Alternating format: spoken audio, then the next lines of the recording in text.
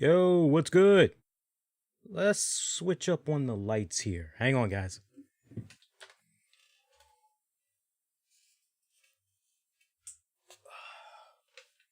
Let's do that one. I'm going to switch it up tonight with the lights.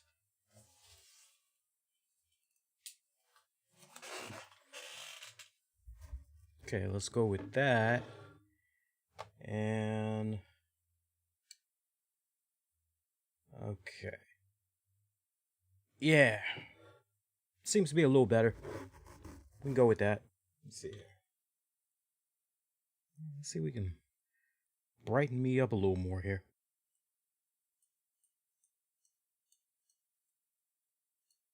Ooh. Ooh, too bright. Too bright.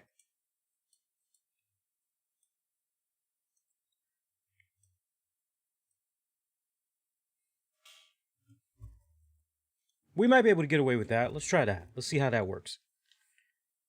Oh, Lord have mercy. Very, very weird tonight what we got. I gotta tell you that off the break. Kind of weird tonight what we got from the shows. AEW alone, I think they might need to go back, and I think they might need to change the name of their show. I'm being totally honest with you guys. I think they might need to start calling that damn show All Factions Wrestling. Because, I mean, my God, factions to the left of me, factions to the right of me, factions to the north, factions to the west. Good God almighty, man. Just all over the goddamn place. Fucking insane, man. All right, let's see here. We're going to start in about 90 seconds.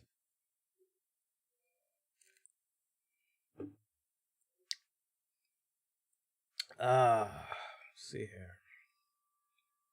See, let's go to content real quick.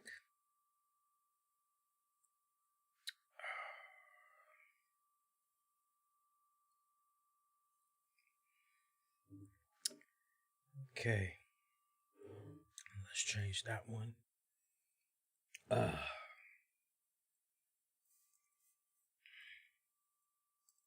Okay, that's good. Let's go ahead. Let's tag this real quick.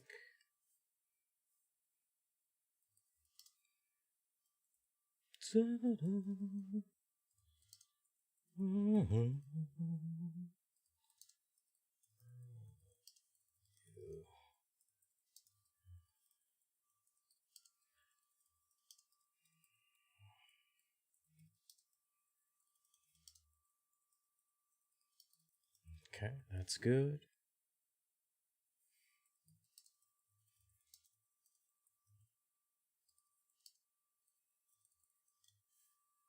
Okay.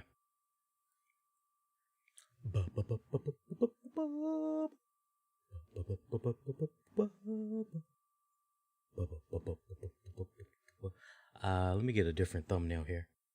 We're going to start in about 60 seconds, y'all. 60 seconds. Let's get a better thumbnail.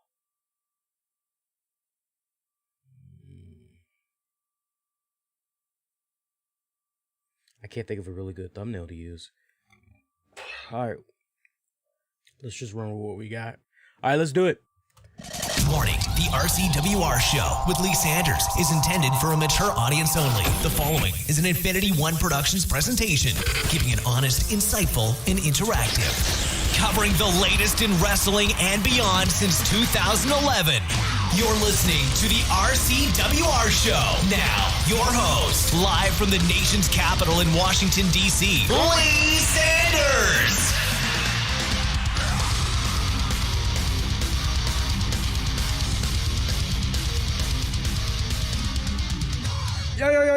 Yo, what's going on, good kind of people? Checking out all new Wednesday night edition of the RCWR show, covering all things wrestling, entertainment, and beyond since 2011. Lee Sanders here, just now coming off of a new WWE NXT, went off the air on the USA Network.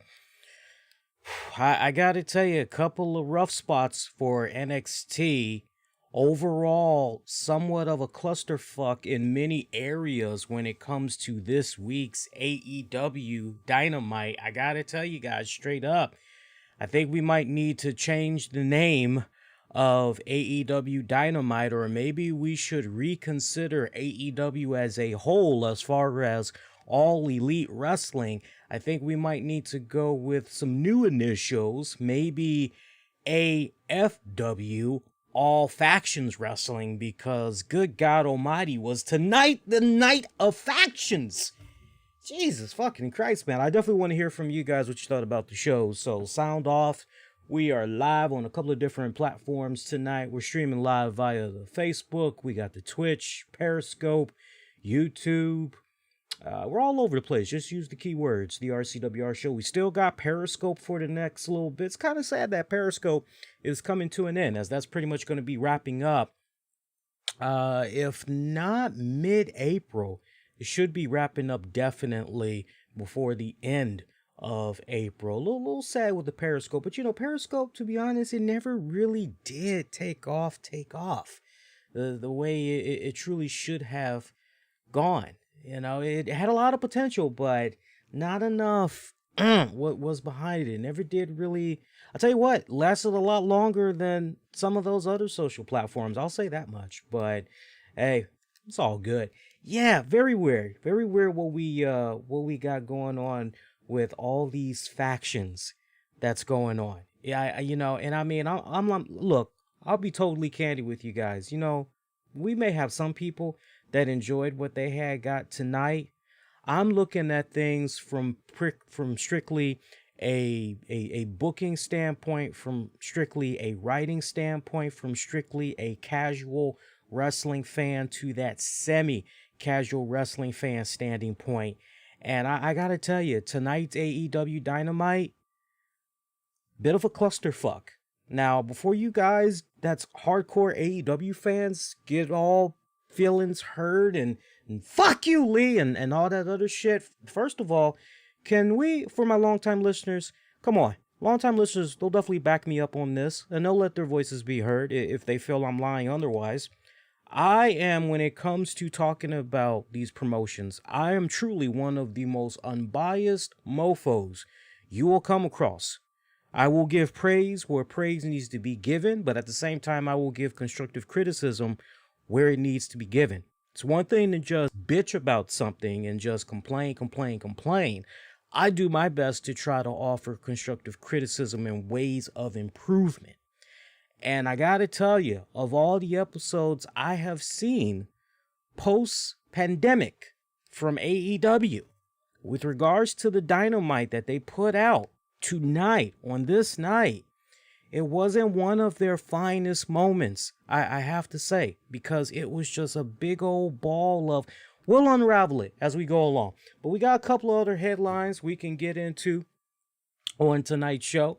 I'll definitely sound off about the latest social media fiasco that Austin Aries has found himself involved in. Not really good there. Although some of you guys may get a nice big old smile on your face when it comes to Austin Aries. But we got ourselves a nice little laid back show. We even got a couple of little things we can get into non-wrestling related on here. All right, we got our chats open as always. And yes, I am watching what you guys are saying. And remember, if you got some wrestling or non-wrestling related questions you want me to tackle on the show tonight, this is definitely the show where you can do it. So say for instance, Monday night, somebody had a question about Bella Twins.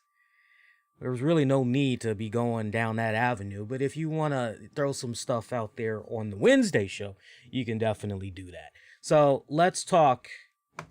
Where do we begin? And we are going to talk about NWA as well. I guess we can kind of start, and let's talk a little bit about Dynamite tonight. You know, there's a lot of things that really have bothered me about tonight's Dynamite, but the number one thing that really stuck out to me the most was the fact that every single time I'm turning around, faction.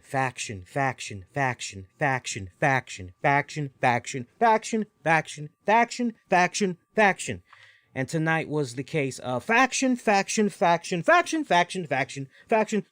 faction, stable, faction. we got to tone that down. I put out this tweet earlier. Remember, you can always follow me when these shows are on via Twitter at the RCWR show. That's where I do most of my interactions. And shout out to Jennifer, longtime listener and supporter of the show. One of the last tweets I had put out for tonight, I said, and I quote, "Jesus, what a clusterfuck episode of AEW tonight. How can anyone defend this?" And Jennifer jumped in. She said, "I have not watched AEW for about 2 months now.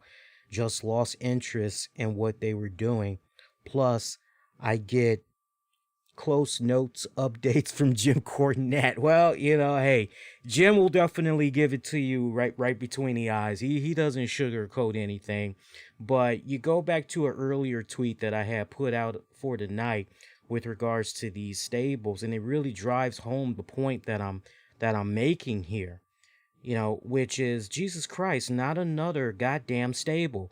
Dark Order, Big Money Enterprises, that's pretty much what I'm calling them. Matt Hardy's little stable that he's got going on, I'm pretty much calling that Big Money Enterprises. Nightmare Family, Inner Circle, The Elite, The Pinnacle, and now we have a QT Marshall stable. You heard me right. So for that casual wrestling fan that was just kind of looking at some of the things that was going on with AEW here and there, and and you already kind of have established in your mind, okay, who's the stars, who's basically the flag bearers for AEW and everything. You pretty much know, all right, these are the main event stars. These are the main cast of characters. You've already established who you like, who you're gonna follow, and all that. So you kind of know enough if you've watched a good fair share of AEW Dynamite, and you hear that, wait a minute, there's a QT Marshall stable now. Like, wait, what, Lee? What? Say what? Stable after stable after stable. I just don't see how the most purist, diehard AEW fan can defend that. That's just way too much. Way too much. Let's talk about this, and I'll circle around this a little bit more as the show progresses, but just kind of marinate on that, have that kind of going in the back of your head. And if you want to maybe kind of think, well, man, why does Lee have a big issue with this? Just continue to marinate on it, and I'll expand on my thought a lot more during the process of the show here.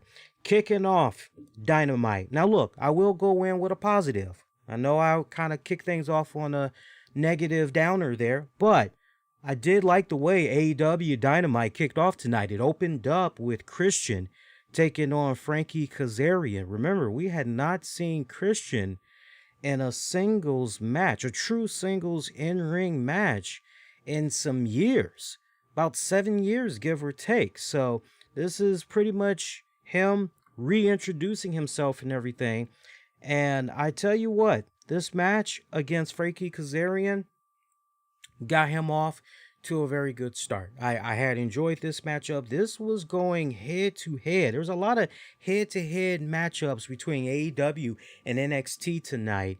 And Christian versus Kazarian was going head to head with Cameron Grimes and Roderick Strong. Now, I just want you guys to think about that for a little bit. Just marinate on that. If you're that wrestling fan on a Wednesday night and you're trying to figure out, okay, opening segment, who am I giving my attention to? And you got to choose between Christian, Frankie Kazarian, Cameron Grimes, Roderick Strong. I don't blame you if you went, nah, you know what? Yeah, Christian used to have some damn good matches back in it. Yeah, I'm a little bit curious what's going on there with Christian. Let me tune to that instead. I cannot wait to see what's going on with those segment openers as far as viewership goes. I cannot wait to see how Cameron Grimes, Roderick Strong, how that fared against, and look, I know we're going to talk a lot more about NXT later on, but can majority of us be in agreement that Cameron Grimes, at least not at this juncture of his career, given this new twist that's come about with his character, where he's pretty much now a self-made man. He's an overnight financial success.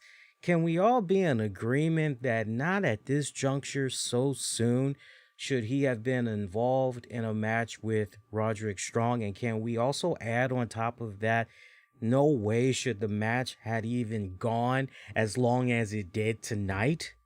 Can we all be in agreement for that? Especially considering there were no distractions, there were no shenanigans as far as outside interference, somebody coming down the ringside or whatever. We didn't have any of those things that was going on. This was just a pure, straight up one-on-one, and you're basically offering this while over on Dynamite we got Christian and Frankie Kazarian doing their thing, two established veterans. We've seen them in great tag team action. We've seen them numerous times in great singles action, taking each other on one-on-one. I mean, for that wrestling fan, it's like essentially a no-brainer, give or take. But, hey, maybe you did like me. Maybe you got two screens. Maybe you got your big TV like I do, and you got your tablet or whatever, your phone, and you pretty much were watching both. Hey, that's good if you had operated that way.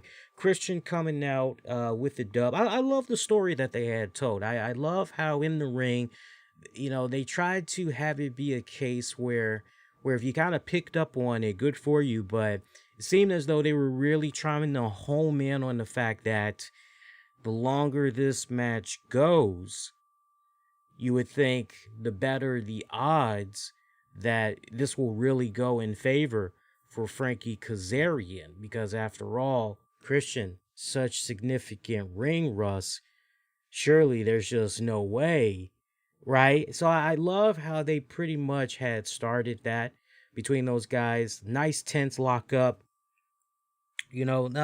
Good shit. Good shit. I was really excited. I can't tell you how excited I was for this, because I've always had a soft spot for Christian. I want Christian to succeed like a mofo now more than ever. I'm just still really just, it sucks that it had to get to this point where Christian had to essentially leave WWE and pretty much prove himself, prove to himself and prove to the naysayers. You feel me? But that's where we are now. I love seeing the arrogant, cockiness that was coming from Kazarian during this match. I mean, we pretty much had kind of got the idea where Kazarian was going to be when it came to this matchup. Remember what all had came about from last week. We were experiencing a little bit of it, a little bit of a somewhat heightened, but it felt more of a competitive spirit. Did it not? However, when you went into this match tonight, we pretty much had Kaz's full pompous jackass, almost basically at full display. This was a great Crash 101 course that I hope the younger talents on the AEW roster were really paying attention to, because this match was very, very, very smooth. And I exceptionally love the great job that the commentating team had did, and not just explaining the psychology, but really trying to, do their very best to help really bring you in more to the Christian Cage character and everything.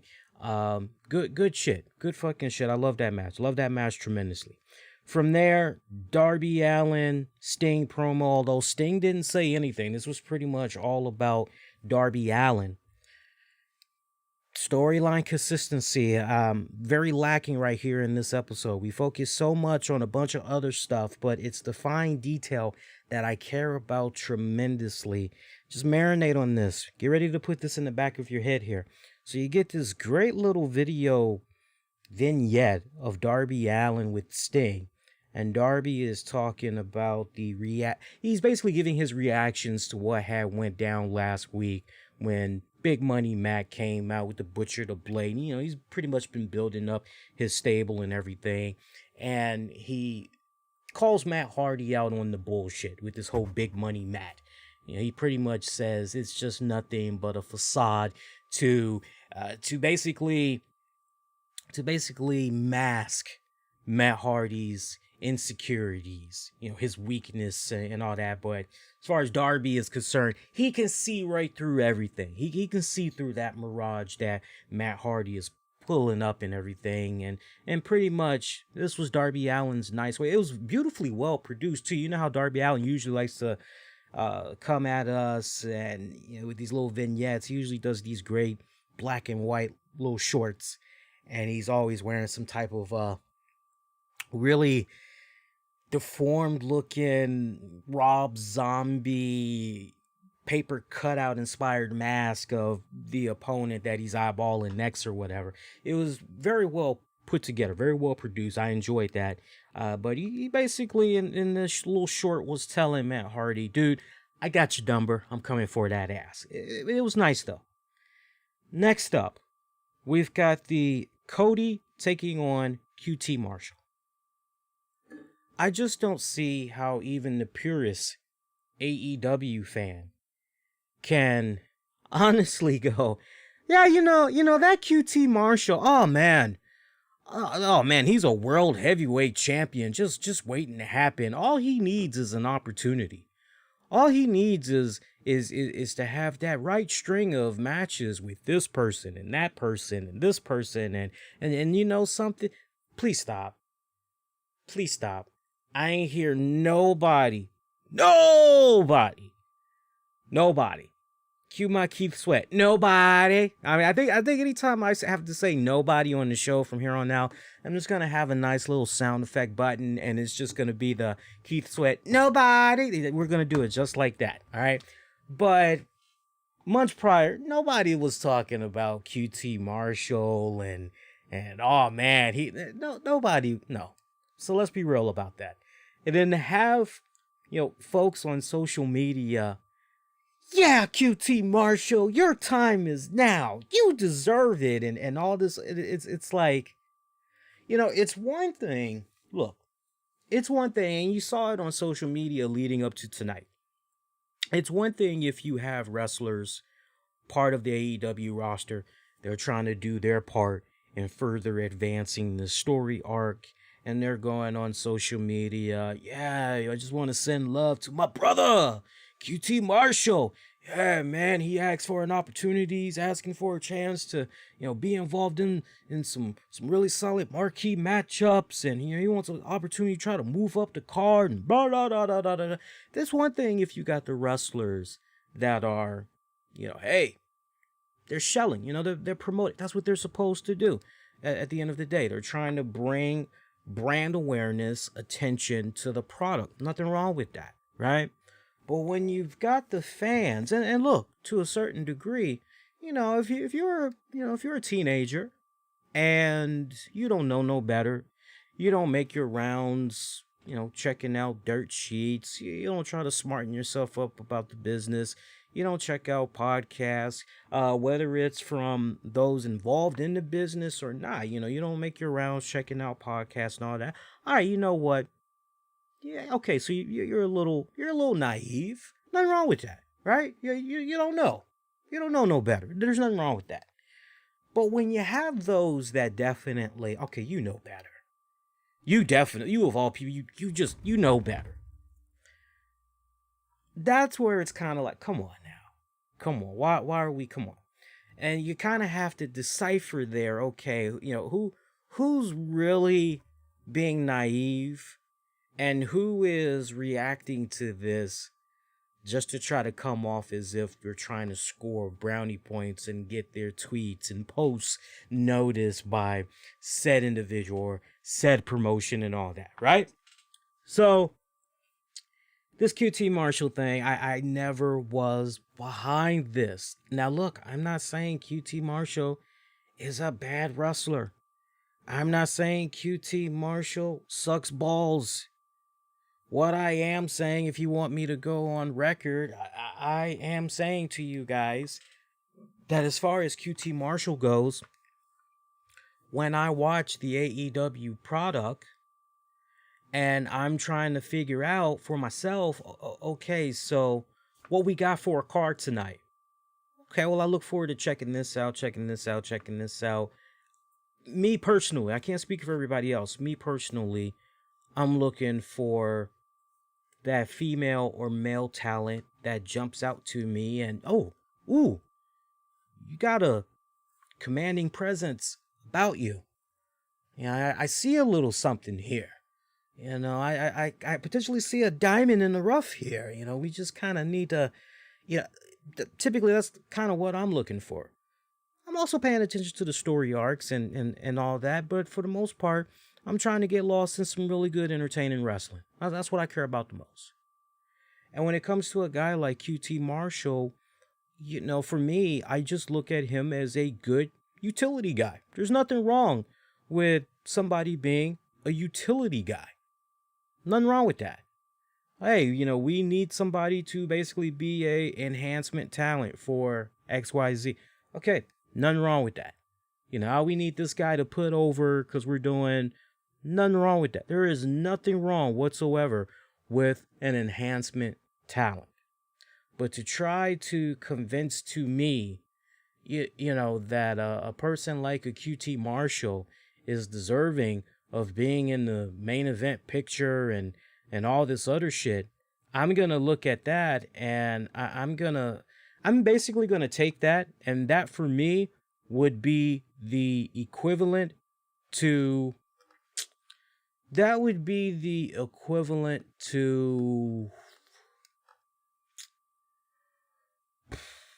I hate to go with that name because I've already used it once, so I kind of want to go with a different name.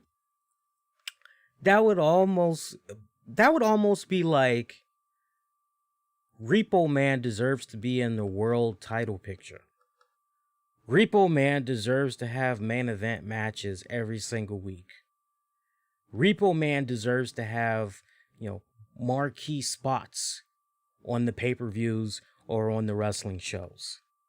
And you just kind of got to look at somebody cockeyed and go, did you smoke something on the way over here? It obviously wasn't weed. That you had something else that was just really, really like, dude, what the fuck is going on with you? It's kind of like one of those type of deals. But that for me, I could not get into this match for the love of me, and that's the thing. That's the weird thing. And I talked about this last week. I said, look, Cody is always going to rise to the occasion. He's always going to do his part. He's always going to, do his very best to, put motherfuckers over. He's going to tell that great riveting story and everything. But even for me, this was one of those cases where I couldn't. It just was not believable. Even when the shit had went down with QT turning on Cody during this match, even that little spot for me just really rubbed me the wrong way, from the standpoint of, once again, I didn't particularly care about this. I think because mainly I saw this coming from a mile away, that I knew that, okay, there's going to be some type of a turn, something is going on. Because remember what I had highlighted last week. Remember what I highlighted. I had said something along the lines of, you watch, you're going to see QT Marshall. He's going to have to maybe try and focus on that arm of Cody. He's probably going to work on that injured arm. And then remember I posed the other question. Wow, we saw Cody in the sling. How can this guy come out essentially the very next week and do this match against QT and he's not even fully at 100%? Like, that makes, and my brain's already, the gears, it's already in motion as I'm trying to highlight to you guys. That's going to be the spot to be looking for, because that's a big old target on Cody for QT Marshall.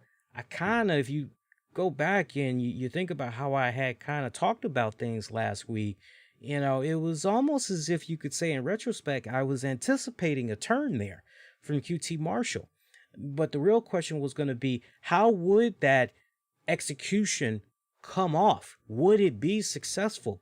And it really was just very, very lackluster. It was almost like, watching what went down with QT tonight. And I'm starting to get really, really hot, by the way. I might have to turn this ceiling fan on. Let's see. Yeah, I'm gonna have to turn this ceiling fan on. Hang on 1 second here, guys. I want to turn this ceiling fan on. I'm not gonna get up right now and it's okay to break the fourth wall, people. There's nothing wrong breaking the fourth wall, But I got my hat on, I got my ACDC shirt on and everything.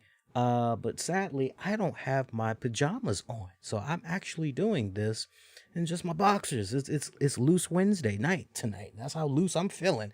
So I don't want to be disrespectful and let you guys see my boxers. So my cam is gonna go black for just a few seconds. But you can still hear me, so you guys don't need to go anywhere. Just give me a second here. And hopefully, let me see if that feels so good. I can actually feel that cold, crisp breeze now. Oh, that's great. But anyway, it was all about the execution of this. And I was just left going, meh. It is what it is. Meh. Didn't care for it. All of a sudden, you're trying to have me, as a fan, all of a sudden become invested in QT Marshall as a main antagonist, as a main heel, as a leader to some extent for this stable that he's essentially put together. Yeah, dog. I like that. That does nothing for me. And look, you know what? Not for nothing, but since we've been live, I've been paying attention to the numbers of the people that were tuning in, live in real time. And man, you want to talk about how the numbers just kept going down and down and down because a lot of people weren't feeling some of the things that I've been saying about AEW so far. Look, I don't give a damn. I'm not going to always be coming on here, and I'm not going to be, pussyfooting around something. I'm not going to try to sugarcoat shit. I'm not going to try to, say the things that I think should get me over with. No, I'm not going to be always that people pleaser, nor do I ever try to be. I'm always going to speak what's from the heart. That's the one thing that you'll always get from me as opposed to other podcasters. You got a few that does like I do, and they do their best to give it to you right between the eyes and everything, but it's the one thing I try my very best to do. I try to do my best to not lie to you guys. If I'm feeling a certain way about something, I try to do my very best to back up those reasons why, right? That's why, we can have new people pop up and, try to get attention and all that other shit. But watch, when it comes time for me to really lay it down heavy, really lay it down thick, all of a sudden I'm not cool anymore. It's like I'm not going to stop being me, right? So just know that I am watching. Like I said, when I tell you guys I'm watching everything when we're live, I am literally watching everything when we are live. This for me, there just wasn't enough proper buildup as far as I'm concerned. It'd be one thing if you had spent several weeks going into months of a QT Marshall that was feeling a certain level of anxiety matched with frustration and trying to figure out, man, what can I do to get more opportunities in AEW to be, on the card and blah this and blah that, that would be one thing. But to basically just have somebody come out one week, wham, wham, wham, yeah, I want more opportunities, wham, wham, wham. Okay, I hear you. You want to be known as more than just Cody's friend and the whole little gopher. I feel you. I respect you. Okay, I tell you what. All right, let's see what happens. Let's do a little exhibition match next week, and let's see what happens. Let's see if we can get you off to the good start. And then, you got this match that pretty much just, ends on a no contest, so to speak, because in the final moments of this one, trying to think what had happened here in this one. Something weird had happened in this. I don't know if a bunch of people interfered in this one. Remember, Cody had took his belt off while QT was down on the mat. I remember that part. Cody was trying to apply the figure four. It gets stopped. He's chatting it up with Arn Anderson. He's telling him, I'm not going to do it. I'm not going to put in that figure four. I'm not going to put the torque in it because, I said I wasn't going to use that move. I'm not going to do it. QT tries to take a swing at Cody, but Cody comes in with a full Nelson, looks for the crossroads, but I believe Cody dropped it. QT then stands up, slaps the living shit out of Cody. I did like that spot. Hits the ropes, goes for a back elbow. Cody managed to duck that. QT misses a crossbody. QT rolls outside. And there was people at ringside that were out there. They were trying to, give him his space and everything. Cody did his part in really trying to expand on this and everything. But it just, Aaron Solau had attacked Billy Gunn with a chair. And then you got, it was a couple of other names that was in here. Comordo, hopefully I'm pronouncing that name right. He was in there. Just a whole bunch of fucking weird shit was in here. It's all that was the other thing I didn't like about this match. All of a sudden, you had all these guys that, I'm not gonna lie to you guys. For some of these guys, I haven't seen them on Dynamite before, and if I have seen them on Dynamite, it's been a good minute. It's not to a point where I go, oh, that's so-and-so. Oh, that's so-and-so. It wasn't anything like that. To the point, I remember the commentators saying, for some of the guys, oh, they had picked up a win over on Dark. Or we just saw them on Elevation. It's kind of like, okay, well, sadly, I haven't watched those shows that came out for this week just yet, so I'm a little bit, right? So that was just, and the commentators, they tried to do a good job in connecting the dots for us at home and trying to explain to us why we should give a damn about these individuals that are doing what they're doing to Dustin, to Cody, to Arn, and but it just wasn't enough. It was just very fucking lackluster. I don't see how anybody can defend this. I don't see how anybody can even be remotely excited about this. I mean, if you're gonna be excited for anything, you really should be excited for the other men that's involved in this stable with QT Marshall. That's what you well, sorry about that, guys. That's what you should really be excited about. But me, I couldn't wait for this segment to end, be totally honest with you. I cannot wait for this segment to end. Moving along. Let's see. Yeah. Lee Johnson. Nick Comorado. Yeah, there was a couple other guys that was in there. Scorpio Sky and Ethan Page promo. Apparently these guys have joined forces, and in their promo they talked about how they're tired of waiting on the sidelines for opportunities to come to them while others repeatedly get opportunities after opportunities after opportunities. And they talked about how, going forward, pretty much they're not going to be on the sidelines waiting.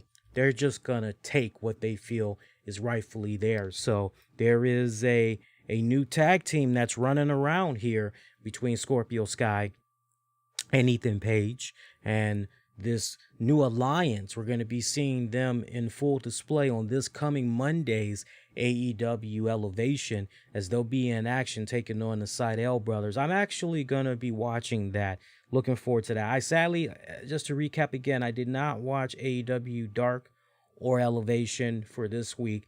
Been sidetracked with some studies. I'll probably most likely get caught up on those shows during the weekend, so I'll have a more broader scope of things to talk about, and tell you guys, hey, look, I kind of like what's going on with this person or this person, and let you know who you maybe should be keeping your eyes on in the weeks and months to come.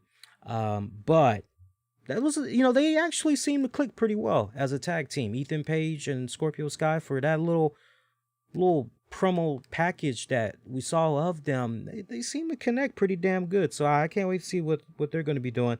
From there, we got a Moxley promo, pretty much recapping everything that had been happening with him within the past couple of weeks. This go around, Moxley was in front of lockers. Usually Moxley is kicking back. He's either in a broiler room or he's somewhere near a water heater tank or some shit like that. This week he's in front of lockers, and he talked about being so angry and cranky and irritable and hot. And I'm thinking to myself, dude, are you on your period? What's going on here? Because men do get their periods too. Men have periods too. Lord have mercy. We really do. But it's kind of like, what's going on with you, dog? So that just kind of made me chuckle hearing his little promo there. This pretty much had set him up in action against Cesar Bonini. All right, matchup. Moxley going over. I don't really think that was a surprise whatsoever. Backstage segment with Team Taz. They had a little personal message, basically saying, hey, everybody on social media is poking some holes. They're making fun of what they think is a bit of miscommunication and breakdown happening with the Taz stable. Nothing like that at all. What went down in the past is past. Team Taz is good. Everybody's on the same page, including Cage. And Cage Cage is still pushing that. You can just tell that something is going on there. Cage is about to be out of that motherfucker pretty soon. I'm liking how they're continuing to just poke holes at that one. Pinnacle backstage segment. They are enjoying the fact that they've gotten rid of the Inner Circle, and they are enjoying the Inner Circle's locker room, and they're in the process of doing a little bit of remodeling for it. They've even got a personal tailor that's going to be hooking them up with some new threads and everything.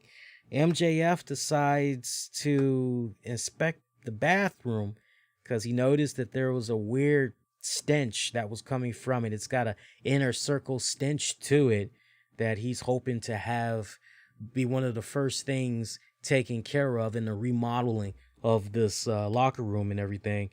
He opens up the bathroom door, and there's Jericho, Santino, Ortiz, Sammy Guevara. MJF shuts that bathroom door. He tries to go for the main exit. He opens it up. Jake Hager's right there. Nice, good, strong right hand to MJF's face. Inner Circle just all over the place, just owning the hell out of the Pinnacle's ass. Nice, good brawl that was going on there. I did enjoy that. Oh, wow. Am I reading that right? Hold up. Am I reading that right? We got like some breaking news here. Wait a minute. I think I'm reading that incorrectly here. Hang on. I'm not reading that wrong. Gino coming in. See, I saw it before we even got the graphic. Gino coming in with a very kind super chat donation there. Gino, my friend, thank you so much, my brother. I appreciate that tremendously. You didn't have to do something that large, but I greatly, humbly appreciate that. Thank you. And anybody else that wants to do a super chat, please, you're more than welcome to do so. And pretty soon I'm actually gonna pick the brain of some of my amigos. Now, Gino, don't post anything in the chat just yet, because I took it down for a hot little bit, the chat room, but I got it back up now. Let's just leave the chat room up. I may pull the chat room down one more time because there's going to be 2 images I'm going to show. Because I have a feeling I know who is going to be debuting on the move NXT is doing to Tuesday nights. We'll talk about that a little bit more later. But for now, I got the chat up, so you guys can go ahead and post and everything. I'll give you guys a heads up when I'm getting ready to pull the chat down again. But Gino, yeah, thank you for the super chat, man. I appreciate that as always. Hope you and the family, y'all been all right. You and everybody, hope y'all got the vaccines. Look, if anybody needs help trying to figure out how to get your vaccines, if you're still struggling, reach out to me and let's combine our brains and let's see what all you've done so far. I mean, at this point, it should be a lot easier for you all to get your appointments and get those vaccinations. But you'd be surprised, for some families, they don't have internet access right now. They may have had to lose it because of the pandemic, and they can really just afford the basic essentials or whatnot. But if, in a nutshell, you're struggling with regards to getting yourself an appointment for your vaccinations and all that, let me know so I can see what you've done so far and maybe offer you some type of assistance, because I'm usually free a couple of hours during the day, so maybe I might be able to help you out with some leads or whatnot. But that was a nice little spot, seeing Pinnacle, Inner Circle brawling and everything like that. Now look, remember what I said at the top. Remember how I went in heavy about AEW for this week. Here's my other problem.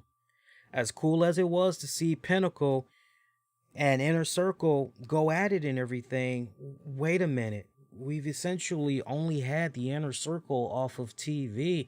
God damn, was it even 3 weeks? I don't even think they made it 3 weeks. They damn sure didn't even make it a month. And already we got them back on TV. We did not do a good of enough proper job in really building up this Pinnacle stable and really trying to make them be the dominant and the number 1 game in town in AEW.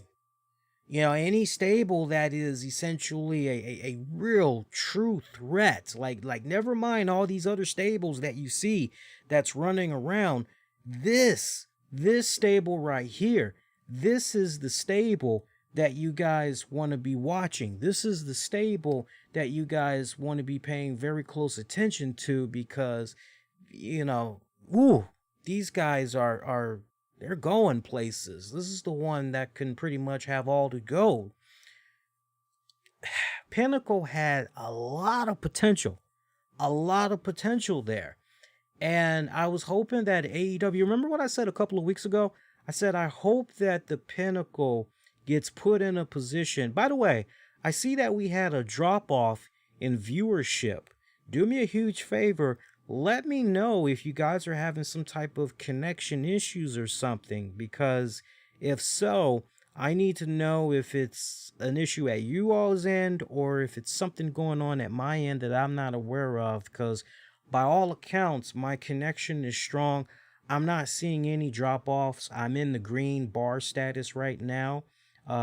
Everything seems to be good performance-wise, especially, with this new internet I had got a while back. I haven't had any issues. Now, I am seeing right now, give me a second here. I'm not seeing any dropped frame rates. If anything, I am seeing a bit of high CPU usage. So hang on before I continue on with the show here. Hang on. Let me close something. I bet you I know what the problem is. Hang on. This should help you guys even more. I had Adobe Premiere open, and that usually takes a lot of bandwidth and other shit. So let me actually close that And that should, let me see if there's anything else I need to close to while I'm in here. And that should do it. That should do it. Yeah, I just dropped like a whole 10 points basically from closing out Adobe Premiere. So you guys should be good from here on out. And I tell you what, let me close that too. And I'll close that. All right, so you guys should be good. I just closed a couple of programs, so that should help you out. If you're experiencing some type of technical issues, let me know, and I'll try to see if I can work on something at my end here. But y'all should be good to go.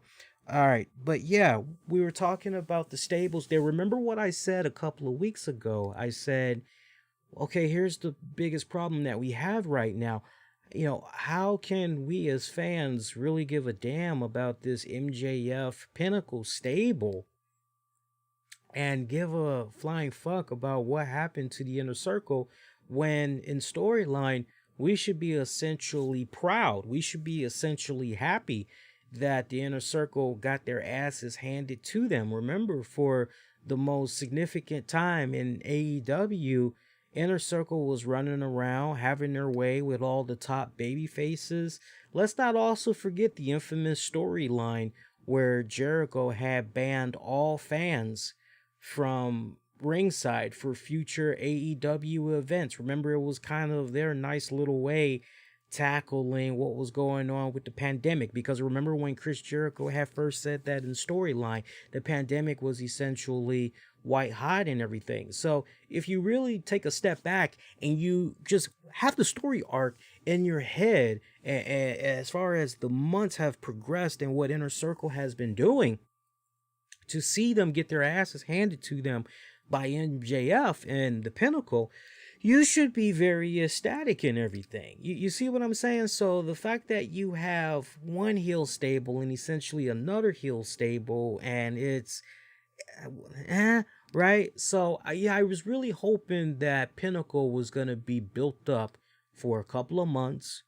It could essentially afford them the time to really refresh Jericho and crew, have them come back, be over as top baby faces, because Pinnacle was going to be doing during that hiatus that Inner Circle was taking. Pinnacle was going to be doing some extreme, heinous, stupid ass shit and everything that ultimately, when Inner Circle would come back, okay, they're going to be even more over than ever. That's what I thought was going to be the plan. Remember, I laid it all out to you guys a couple of weeks ago. But that's not the direction that we went to. So see, now we have this issue that's going on here. All right, here we go again. We got another case right here, stable, and we don't have not enough substance. We don't have enough context when it comes to this whole stable stuff. Goddamn, I just got done watching the 3rd season of Cobra Kai. And I gotta tell you, me and my girl must have spent about 30 minutes just reacting to the 3rd season finale of it. And we were just bouncing ideas off of each other as far as what could possibly happen next. I was big on the Karate Kid franchise. I remember the first 2 Karate Kids. I vaguely remember the Karate Kid with Hilary Swank. I refused to watch the one with Jaden Smith and Jackie Chan. For me, first of all, it was a reboot. Second of all, it's like, nothing personal. Jackie Chan, Jaden, like, I don't care about you guys. Like, I'm good. For me, you're doing a reboot. Like, I'm good with what had came out originally. Thank you. That will be with me. That's what I'll pass on to my kids. And I'm good with the original. Thank you. But seeing the Cobra Kai series, we were just going back and forth about it and everything. And I remember I was just amazed at how you essentially had these 2 stables. And it was amazing how things were just built in and how it all just intertwined and everything was just threaded together, with these two stables, with the senseis at the core and everything. And I'm just looking at that simple blueprint formula, and I'm going, man, I wish this really could have transitioned over to some of the shows that I'm watching from a pro wrestling standpoint.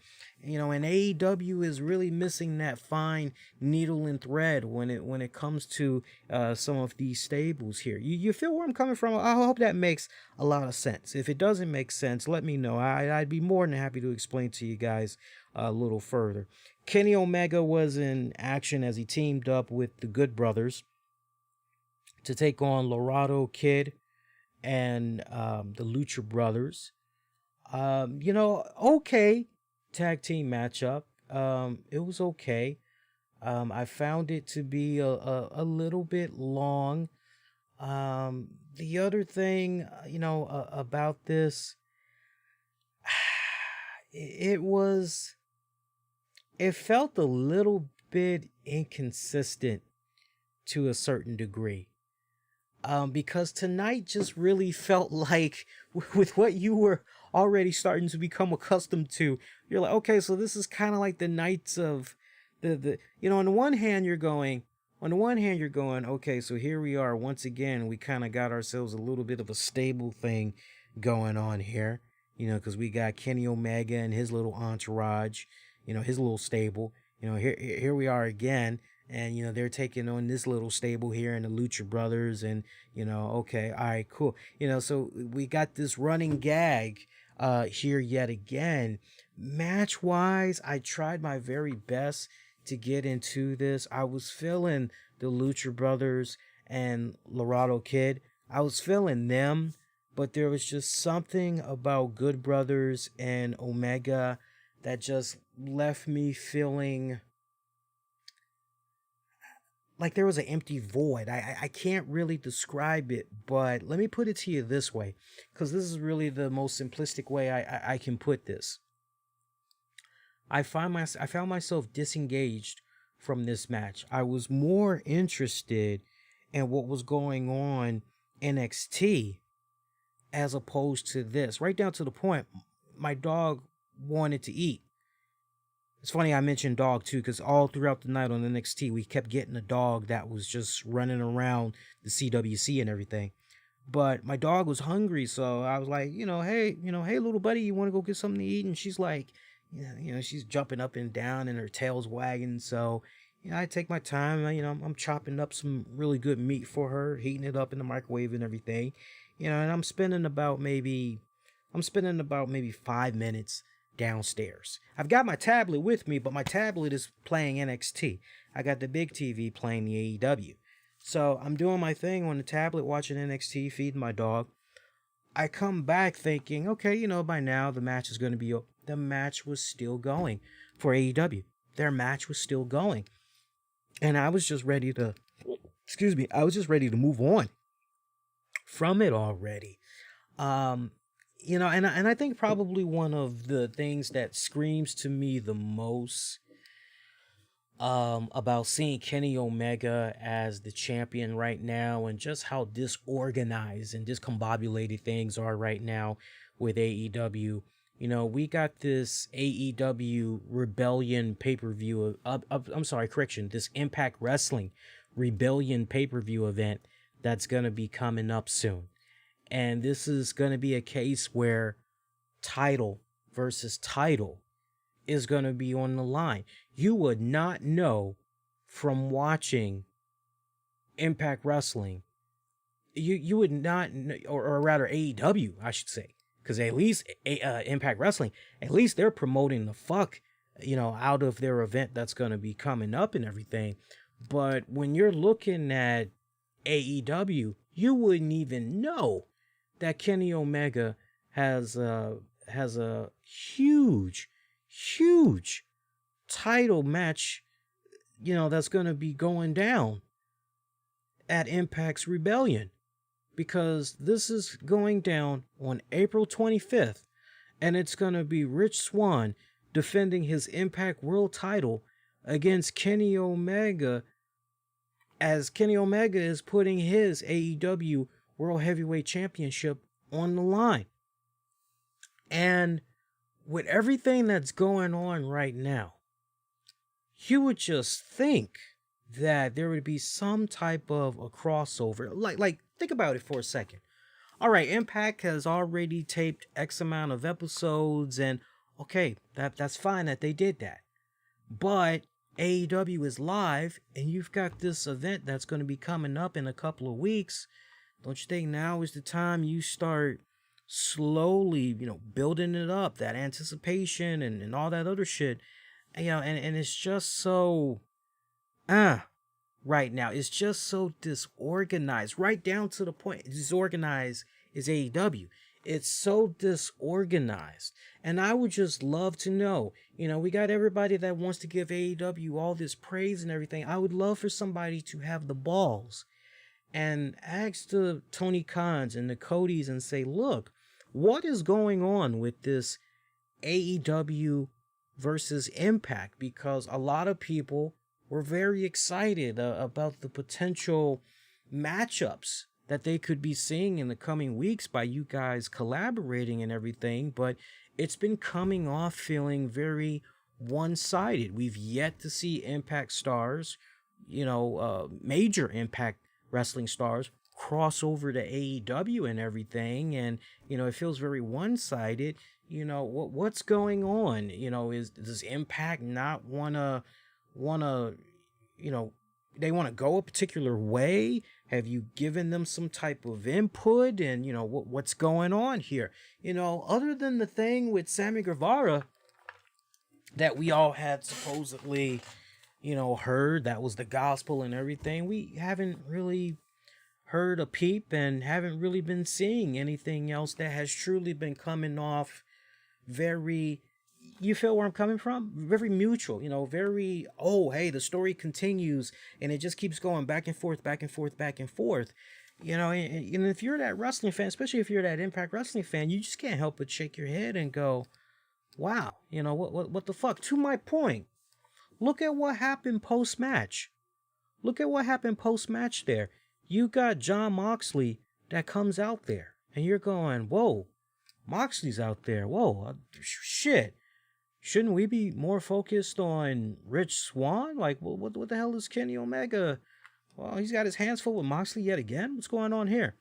Moxley's taking account of how many guys are out there. He realizes that the numbers are stacked against him, but he doesn't give a fuck. He's gonna go in there and fight the good fight. But then all of a sudden, the Young Bucks pop up, and they decide they want to fight, right along beside him and everything. But Good Brothers and Omega, they pretty much run for cover. And that pretty much was the end of that. Britt Baker and Rebel, they're chilling in a little backstage promo.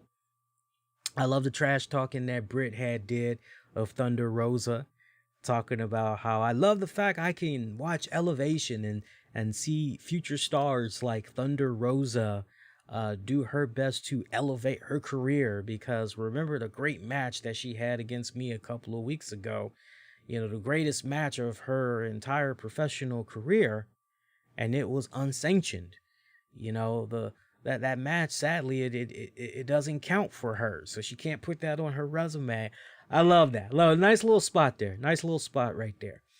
Let's see.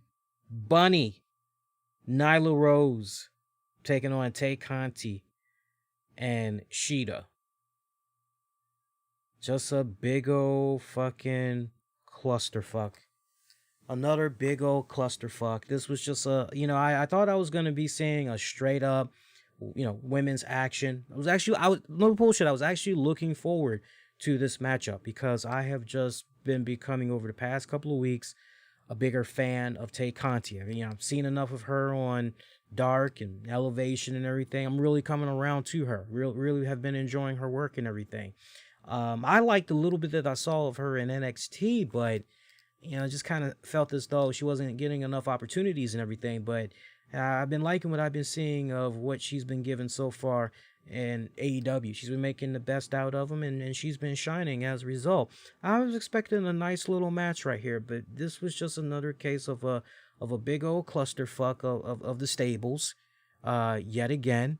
Not, like, I mean, at this point, just imagine if you were that casual wrestling fan, you ain't watched wrestling in a couple of months, and you're trying to make sense out of all this shit that you're saying. Well, who's this fucking stable? Oh, well, that's okay, well, why should I give a fuck about them? Oh, well, because, and then 5 minutes later, here's another fucking stable. Well, who are these guys? Oh, well, these guys, they're blah, blah, blah, blah. Okay, and why should I give a damn about them? Well, because, and then, here's another stable. God, how many stables are there in this company? It seems like, you can't really be a solo wrestler doing your thing. It seems as though you have to be associated with some type of stable, because that's the cool thing. You got to be part of some type of a little gang, so to speak. Even Jurassic Express to a certain degree, like everybody's got their own little clique thing going on in AEW.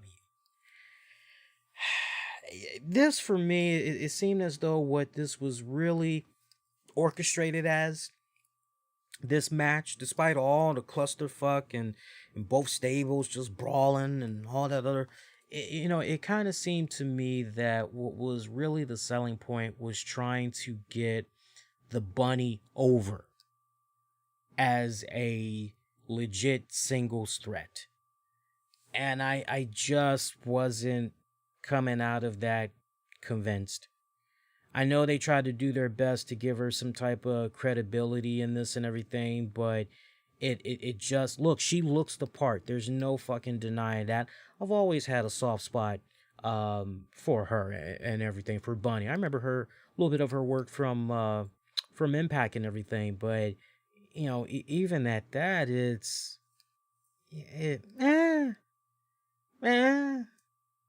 all I gotta say. It's all I gotta say. Boy, stables and stables left and right. Now, remember what I said earlier about Darby Allin and Sting? Okay, well, you got Matt Hardy out here. He's talking mad shit. He's doing all this other stuff. If there was ever a time where you have Darby Allin,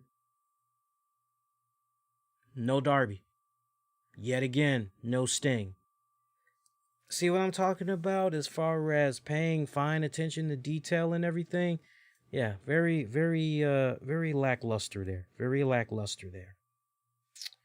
Main event match of the evening, the Arcade Anarchy match. Miro and Kip Sabian taking on Chuck Taylor, Orange Cassidy.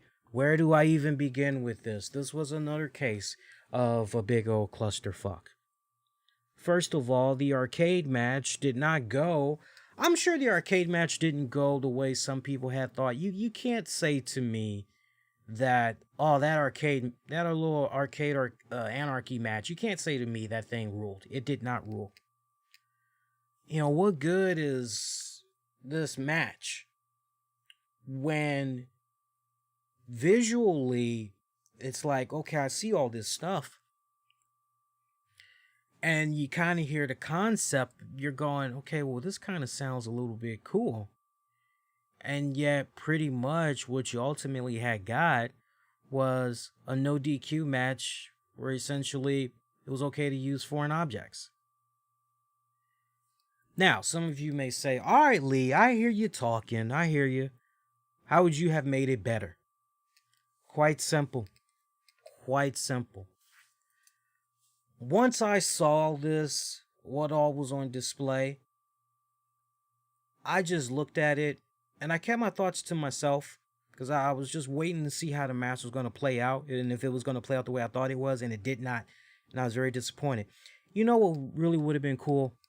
Those of you that watch Dynamite tonight, you know that one little spot that they had there where they showed this table and they had on the prize wall some of the stuff you could win with your points or whatever. And it was basically foreign objects. There was a teddy bear. There was some barbed wire. There was some bat and some other shit. And basically you had to get like a certain amount of points, right? Well, you know what would have been totally fucking cool? It would have been cool had, when those guys came out and everything, they basically had like some type of a fucking health bar and a fucking score point joint. Do that shit like Streets of Rage or Teenage Mutant Ninja Turtles. Put up their health bar, put up the little score joints, right? And what really would have been badass, would have been, hey, every time they do a punch, or a kick, that's gonna be worth, like this could have already been predetermined as far as the score point lists and all that, and us fans could have seen all the information on social media, so we kind of knew beforehand what we could expect, right? And then it would have been badass if throughout the match you just heard Justin Roberts or somebody say, Miro, Kip Sabian, 5,000 points. And then they go with the other guys, and they go, Orange Cassidy, Chuck Taylor, 25,000 points. Yeah, and it would have been cool to see, once they hear the points, it would have been badass to see one of them, while they're beating the shit out of their opponent, going over to that fucking table and say, hey, what can I get from there for, how many points I got? Tell me how many points I got. Right now you've got 25,000 points. Okay, all right, well, give me that baseball bat and let me get. That would have been badass. I would have especially loved it if they would have tried to go over there at one point. Give me that. It's like, you can't have that because you got to have blah, blah, blah points to get that. I would have loved it if they'd have done some fucking shit like that. That would have been badass. I didn't see enough brutality as far as the arcade cabinets go. There just wasn't, those weren't really utilized enough for me. I'd have loved it if there would have been more demolition mayhem involved in the arcade cabinets. It had so much potential, so much potential to really fucking go there, but they missed it. They fucking missed it. And then the other thing that was just and almost kind of cringeworthy too. You see the little white minivan pull up, and you're going, okay, who's in the white minivan here? What's going on here? And freaking Trent is back. We hadn't seen Trent, in months. Trent's back and everything. You're going, oh, okay, cool. But wait.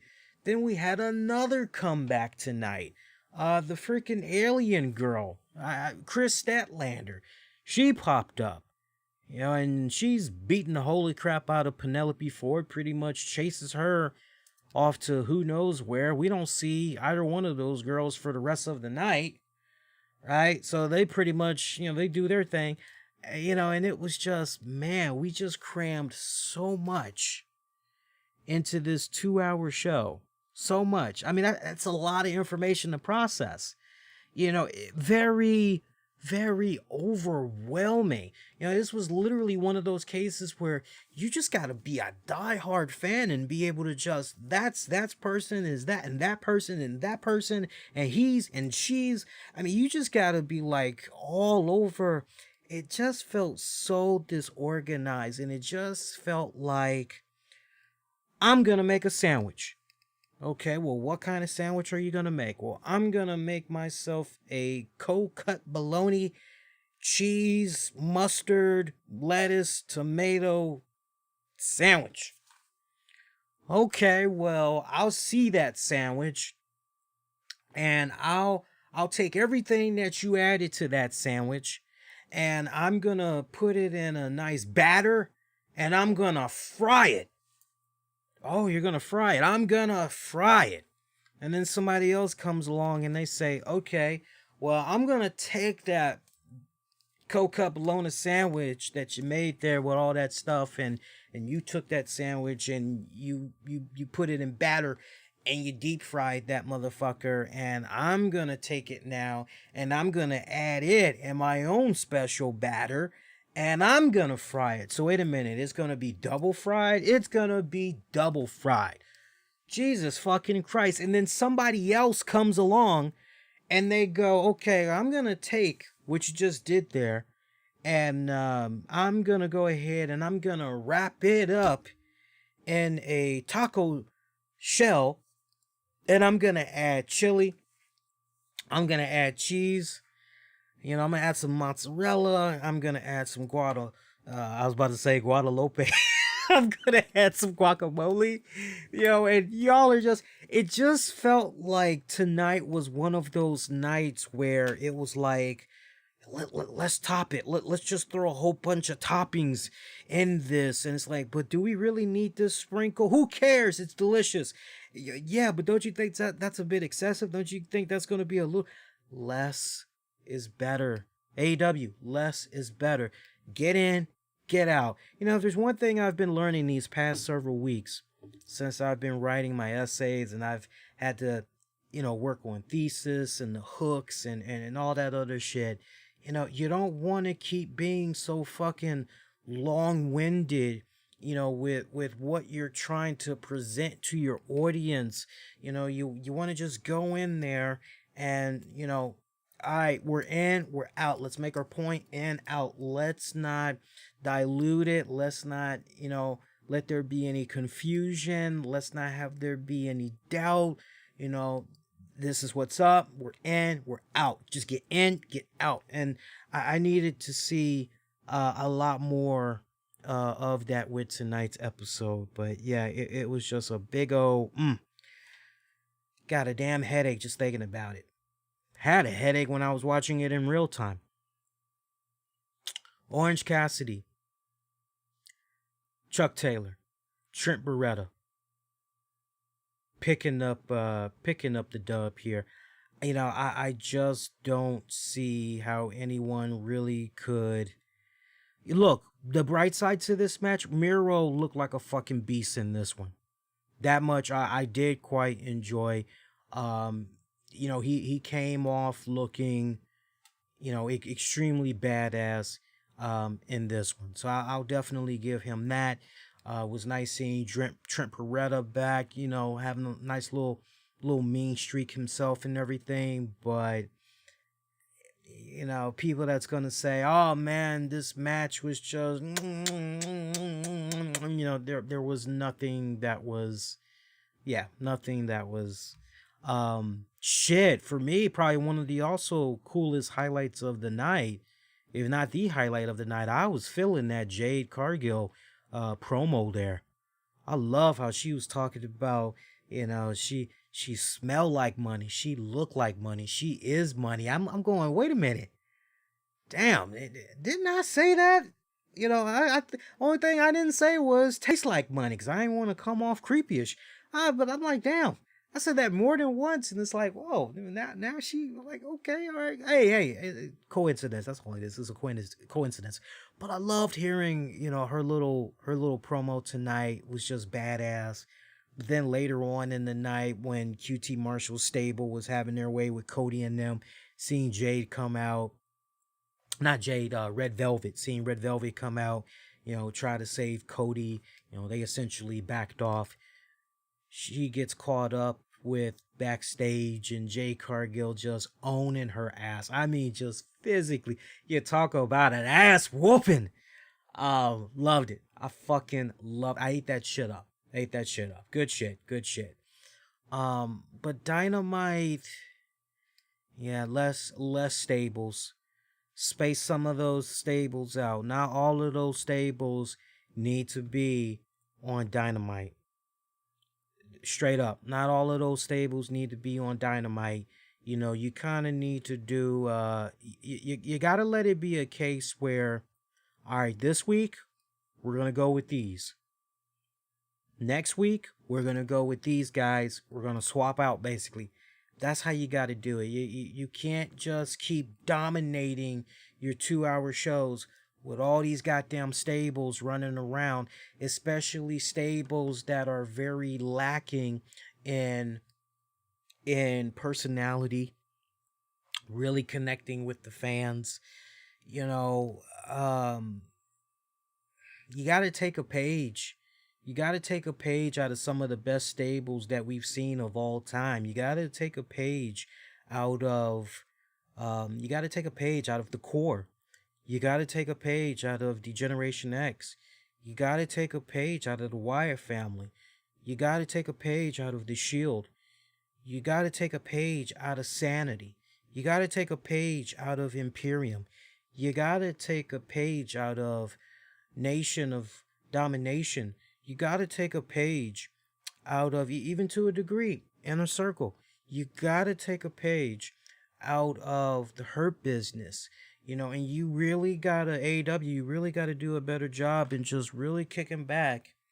And rather than, let's just stick these people together. And no, you got to do a better job in looking at all of these stables and asking yourself, what made these stables click with fans?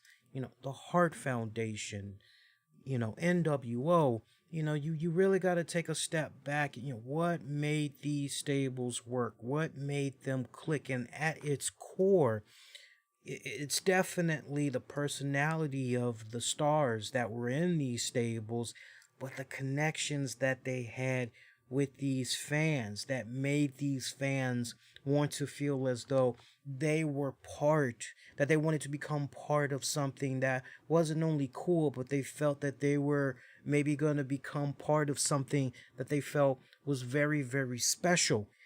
And when you have all of that aligned so perfectly, that's how you get some really solid, awesome moments. And right now, all I'm seeing for the most part, when I look at a lot of these stables that's running around in AEW, all I really see is just a bunch of faces, just a bunch of names, and it is what it is.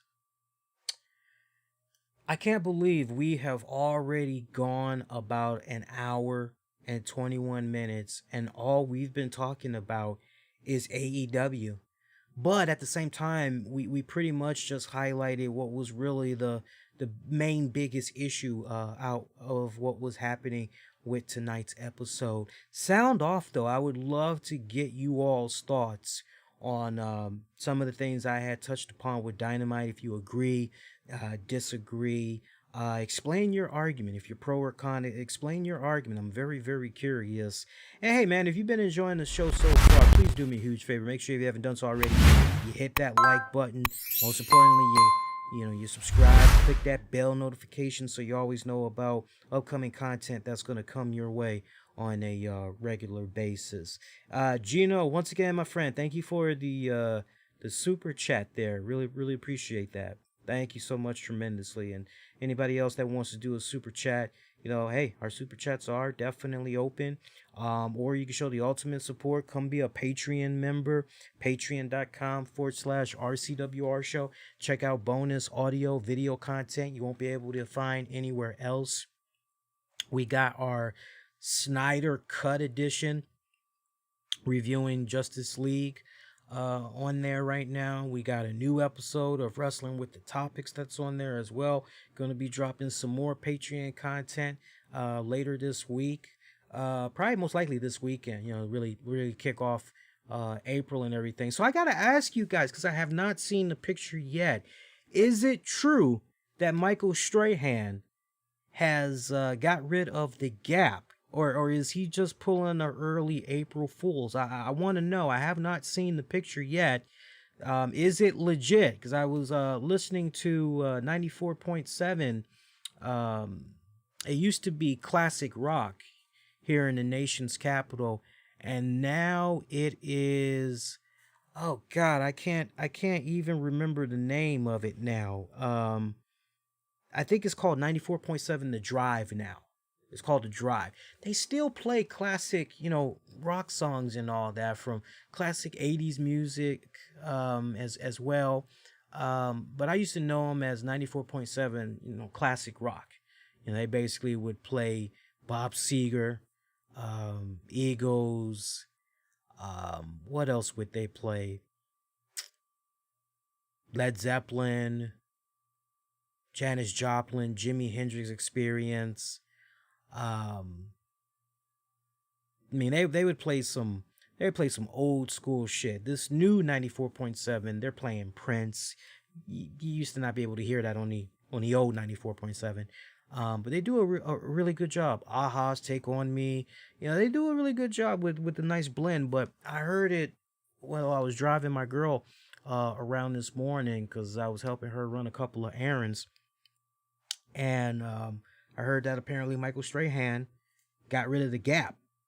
So to this day, I kept meaning to research, but I kept getting lost in other stuff, so I never got a chance to look it up. What do you guys think about the fact, if it is real, the fact that he no longer has the gap?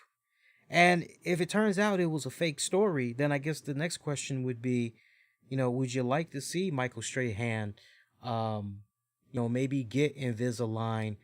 And shout out to Gino. Gino said he only saw a video of Michael going to the dentist to get rid of his gap. Yeah, let me tell you something. Let me tell you guys something. There's two ways that a gap can be removed.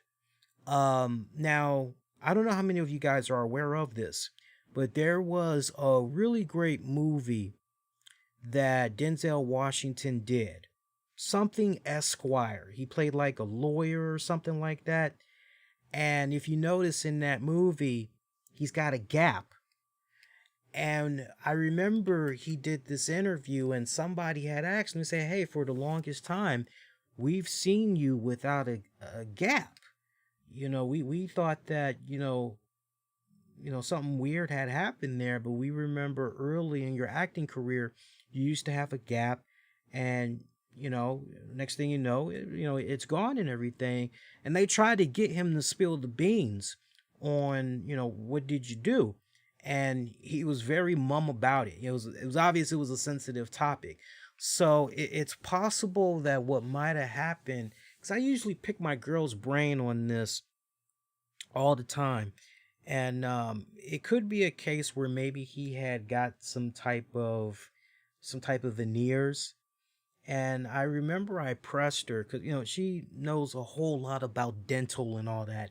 And I said to her, is it possible that somebody could maybe, make some fake teeth and essentially it could just clip on? And she said, yeah, it is possible, depending on the space in between the teeth, it is possible, or it could also be a case where maybe they, went in with some type of veneers and, they did like a mold, and that essentially is something that, okay, that's how you could do it pretty much in a day and pop up the next day. Hey, yesterday you had a gap, and the next minute, you guys that's been with me for a long time, you naturally saw my process because I used to have a gap. Remember? I used to have a gap. My gap was, my gap, you see my teeth now. My gap used to be, looking at this pencil here, look at the tip of that eraser. And let me just bring my webcam up at my end. Looking at this, hang on. Looking at the tip of this eraser, my gap used to, on my top teeth, my gap used to be two of these erasers side by side. And I pretty much was able to close it and correct my overbite to a degree and all that, and take care of other spacing that was going on with my teeth. That pretty much, I was in my Invisalign treatment for like a year plus, actually, because of the pandemic, because I had got screwed out of a couple of months there. So, look, I don't know what's going on with Michael, because I know he's been very vocal. He's been asked many times over the years, hey, have you thought about taking care of that gap? And he's been very content and everything. So, if he has decided, honestly, I think the gap has become his trademark. So I hope he doesn't get rid of it. But, at the end of the day, you got to do whatever makes you feel good, whatever makes you feel confident. And what do you see when you look in the mirror? For me personally, I would have friends and coworkers say to me, no, you shouldn't look into getting your teeth fixed. You should just, you're fine just the way you are. Why even bother? Oh, it's so late in life. Don't you think you're gonna hurt yourself? And I would get all kinds of, and I would say to them straight up, I would say, no, as I've gotten older, for whatever respected reason, my teeth have been spreading more further and further apart, crooked, one tooth going here, another one going in this direction. No, for me, it was a self-esteem thing. I many times when I would laugh, tell a joke or whatever, I would have to be careful, how much I would laugh and show my mouth, because I would literally have people sometimes that would look at my mouth as I'm talking, and then to watch them take their hand and cover their mouth a little bit, that would be embarrassing for me. So for me, it was definitely a confidence issue that I personally had. And a lot of times I would, either hold my head down, or when I would talk, I would mainly just try to talk like this without really showing my teeth. So I'm really not talking like I'm really just, constantly hand in the face and all that other shit. And like I told my girl, I said, I feel like a completely different person. I feel more radiant. I feel more bombastic. I feel more outgoing and everything. And plus, nothing says cool like being able to look in the mirror and seeing, really nice, cool, pretty straightened teeth, and staying on top of it, good hygiene. And my girl will tell you, I am a nut when it comes to my teeth. I'm a nut when it comes to just a few things, but particularly when it comes to my teeth, I am a nut. I'm always brushing, I'm always flossing. Post my Invisalign treatment, every time I get my routine cleaning checkup, I always pass with flying colors. My guys are barely getting plaque off of my teeth. Barely. I'm probably in the chair for about just them trying to whatever little tartar they might be able to get off of my teeth. I'm probably sitting in their chair for about 7 minutes tops. 7 minutes tops. And they're just double checking, basically making sure they didn't miss anything. And I rinse my mouth out and I'm pretty much good to go. But hopefully he keeps it. Hopefully he keeps it. I'm gonna stay on top of that though, because I'm very curious. Let's talk NXT. NXT did all right tonight. First off, in case you missed the news, they're gonna be moving to Tuesday nights, effective April the 13th. So Tuesday nights, as far as competition goes, it's going to be AEW Dark. Everybody's going, oh man, NXT's gonna have some serious competition when it comes to AEW Dark. Yeah. And it's kind of like how soon we forget. Everybody is going AEW, and it's like, not for nothing, NWA Power is back, and they've been off to a really good start. We're going to talk NWA in a little bit, but NWA has been just, they've been white hot since they've been back, man. Ever since they did the Back for the Attack. It's like, look, if you want to be that wrestling fan that says, man, Tuesday nights has gotten a bit crowded, I'm okay with you saying that. But trying to say AEW is gonna, it's kind of like, just pump the brakes a little bit. Once again, this is a case where when it comes to Tuesday nights, wrestling fans in general win. That's the honest truth. Wrestling fans in general win. Okay? If you are just that wrestling fan aficionado, all week long, you win, because there's always something wrestling related that's going to be coming your way every single day of the week. But no, think about it. Tuesday is going to be AEW Dark, NWA Power via Fight TV, and then NXT. So, I mean, you got yourself a nice little, that's going to be, I can't wait to check that out. And I don't have to do a show on Tuesdays. and I get to watch all of that after I get in from work. Because that's pretty much what I've been doing the past couple of weeks since NWA has been back. I've usually kicked back because I don't go to work usually. My other job, I don't usually go on Wednesdays. I usually am just bombarded with schoolwork all day going into the evening. And so I usually Tuesday nights going into, kind of late Wednesday morning. I'm usually kicking back just binging on the wrestling stuff. But yeah, Tuesday, April 13th is when NXT makes the move on USA. So that should be good. We're going to continue to do our thing on Wednesdays. For those of you that's a little bit curious, what does this mean for Wednesdays? I'm not doing an additional show. It would be one thing if NXT did a special Champions edition, or if it was a case where they were doing a Tuesday edition of a takeover. I would have no problem coming on for that rare occasion and doing a Tuesday show.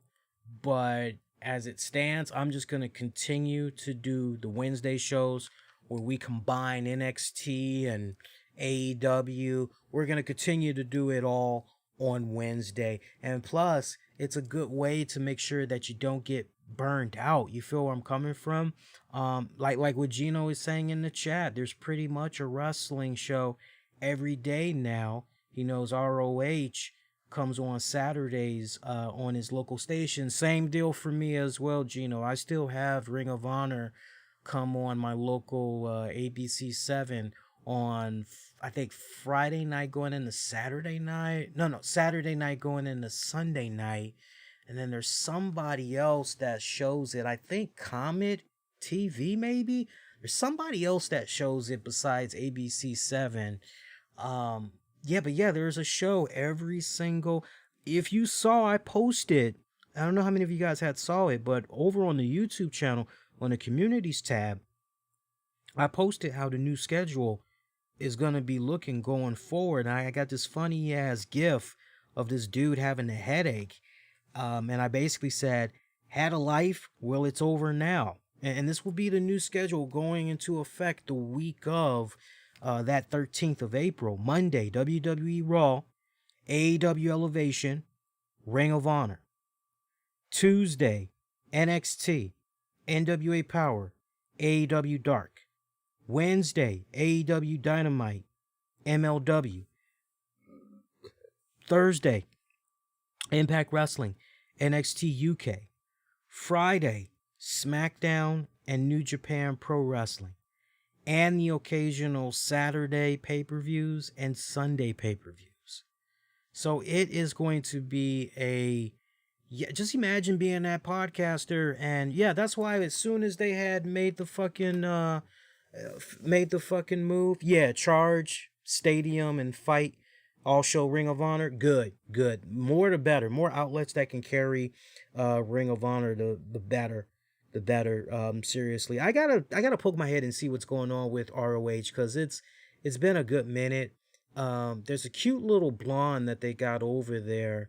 I think she is gorgeous. I think she's an interviewer. I really like her. I can't think of her name right now, but she is stunningly beautiful. And who's the little cute girl with the glasses?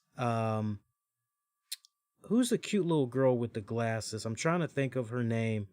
That's the interviewer. Gino, hook me up, because she's usually co-hosting with Rick Bocchini. I'm probably butchering the hell out of his last name.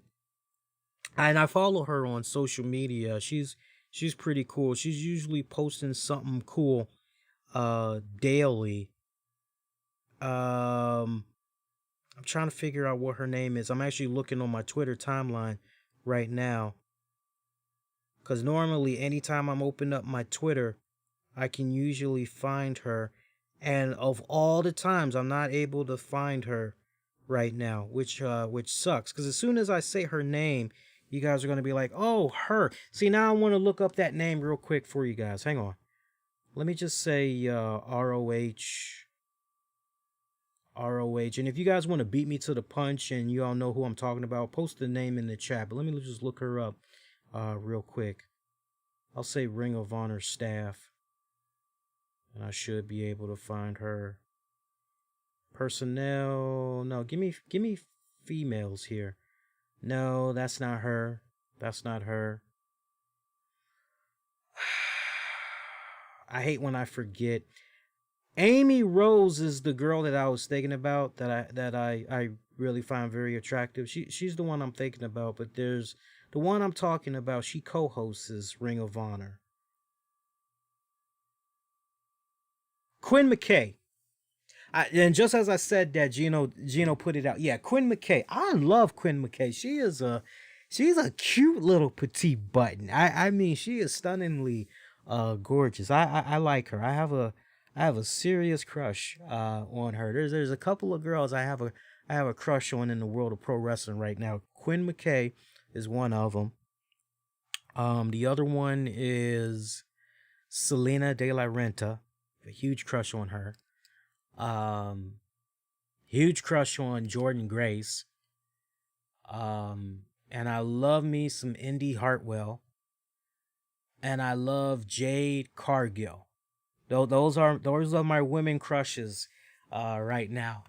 It's if I were to describe like the level of crush that I have on those girls, before the shit went down with Tessa Blanchard, as many of you guys know, I used to sing the fucking praises out of Tessa Blanchard. But then all that stupid shit had went down, and so yeah. But the way I feel for those girls I just named right now, like my crush level is pretty much, y'all remember how it was when I used to stay talking about Tessa. It's pretty much at that Tessa level for those respected girls. So like to the point, and Thunder Rosa. I can't believe I almost forgot about Thunder Rosa. Thunder Rosa. And Britt Baker. Not for nothing. Britt Baker. And Rebel. And that's it. My list is finito. It's just those girls. So it's to the point, like, if they got something really cool merch-wise or something like that, and it's like, I'd buy that. Yeah, I'm gonna buy that. It's kind of like at that level, right? I really got to be fucking with you like that if I'm willing to dip into my own pocket and I'm willing to buy your merch. That's how you know I'm really, really fucking with you like that. Even thought about getting a couple of kiss cards from some of those girls. So yeah, that's where I'm at right now. But yeah, they're gonna make that move on Tuesday nights, and it's kind of like what I was telling my amigo Anthony DeBlasi, Don Tony, shout out to him. It's like I was telling him, I said, don't stretch yourself out, so much, because you're gonna thin yourself out and you're gonna get burned out. Eventually, you're gonna burn out a lot quicker, as any podcaster would, because you're almost essentially, just think about that, because we're all friends. We've got those that got their own show, and they can speak to this, because they're doing their thing on YouTube and other platforms, and they're also doing their thing with their Patreon, so that they can back me up on this. You're adding content on Patreon, and then you're essentially doing a show almost every night or every other, and then you're trying to find that balance of a personal life. If your plate's already full, and then you have your regular 9 to 5 on top of that, you gotta tread lightly. You gotta tread. There used to be a time, long-time listeners remember, there used to be a time where we would do a show almost every single night, give or take. And eventually I had to cut it back. I remember the original schedule we were doing. We were doing a Monday show. We were doing a Tuesday show. We were doing a Thursday show. And we were doing a Friday show. And heaven forbid there was a pay-per-view. Then we would have that one time out of the week where we were doing 5 shows in a week.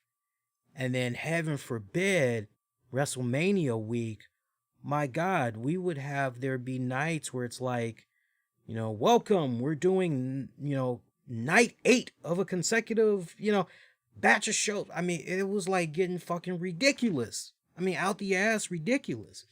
And so, yeah, you gotta be careful with that. To all my friends in the podcasting world, and I know you probably might be tempted to, I gotta talk about NXT on, it's like don't be so quick, man. Be more concerned about making sure you're putting yourself in a position where you're getting that rest. It trust me, it can wait. It can wait. There ain't that many fans that's gonna be flocking to check out a podcast talking about, just NXT. Not like that. I mean, look, stranger things have happened. For all I know, maybe there might be a wind and change, and for all I know, I could be wrong on that one. But last I saw, when you make your rounds on YouTube and other platforms, just to straight up talk of NXT on a weekly basis, doesn't usually pull as good numbers as you think it would. But hey, maybe something will happen as a result of this Tuesday move. We'll have to wait and see. I apologize so humbly. We were getting into the Patreon shout outs and we had segue there. That's just how this show is sometimes. We just, whatever comes to mind, it's just loose. Nothing is scripted. But shout out to our Patreon members, Gino Morgan. Shout out to Anthony DeBlasi, Michael Wolf, J. D. Davis, Justin Ripstock, Freddie. Shout out to Tony Bing Gaming. Check him out on YouTube and on Patreon at Tony Bing Gaming. He's got your hookup when it comes to tips, tricks, news, walkthroughs, and reviews on key games. You can also check out our good friend Wishful Walking Videos. He's on YouTube. Make sure you show him some love as well. He's got new videos. He's pretty much going all the way through summer, so make sure you show him some love and check him out. NXT was okay this week. Rocky start, though. I mean, Cameron Grimes taking on Roderick Strong.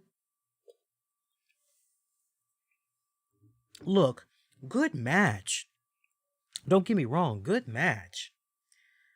But to follow up on what I said at the beginning, Cameron Grimes had no business lasting as long as he did in that match against Roderick Strong. For me, it just was not believable. And it wasn't believable from the standpoint of, here we've got Cameron Grimes that's always trying to take these little shortcuts, and he's always pulling little shenanigans, and and he's doing all kinds of little silly slapstick, stupid bullshit and everything. And all of a sudden, I'm supposed to walk away from Cameron Grimes wrestling Roderick Strong as a legit in-ring competitor / threat. Cameron Grimes has been building up this personality so far. Just really stop and think about it for a second. Cameron Grimes has been building up this personality so far to that of one you just want to see get the living shit kicked out of them. He is just that obnoxious little weasel that you just want to, you can't stand how he laughs. You can't stand how he's making fun of people left and right and everything. You just want to fucking hand him his ass.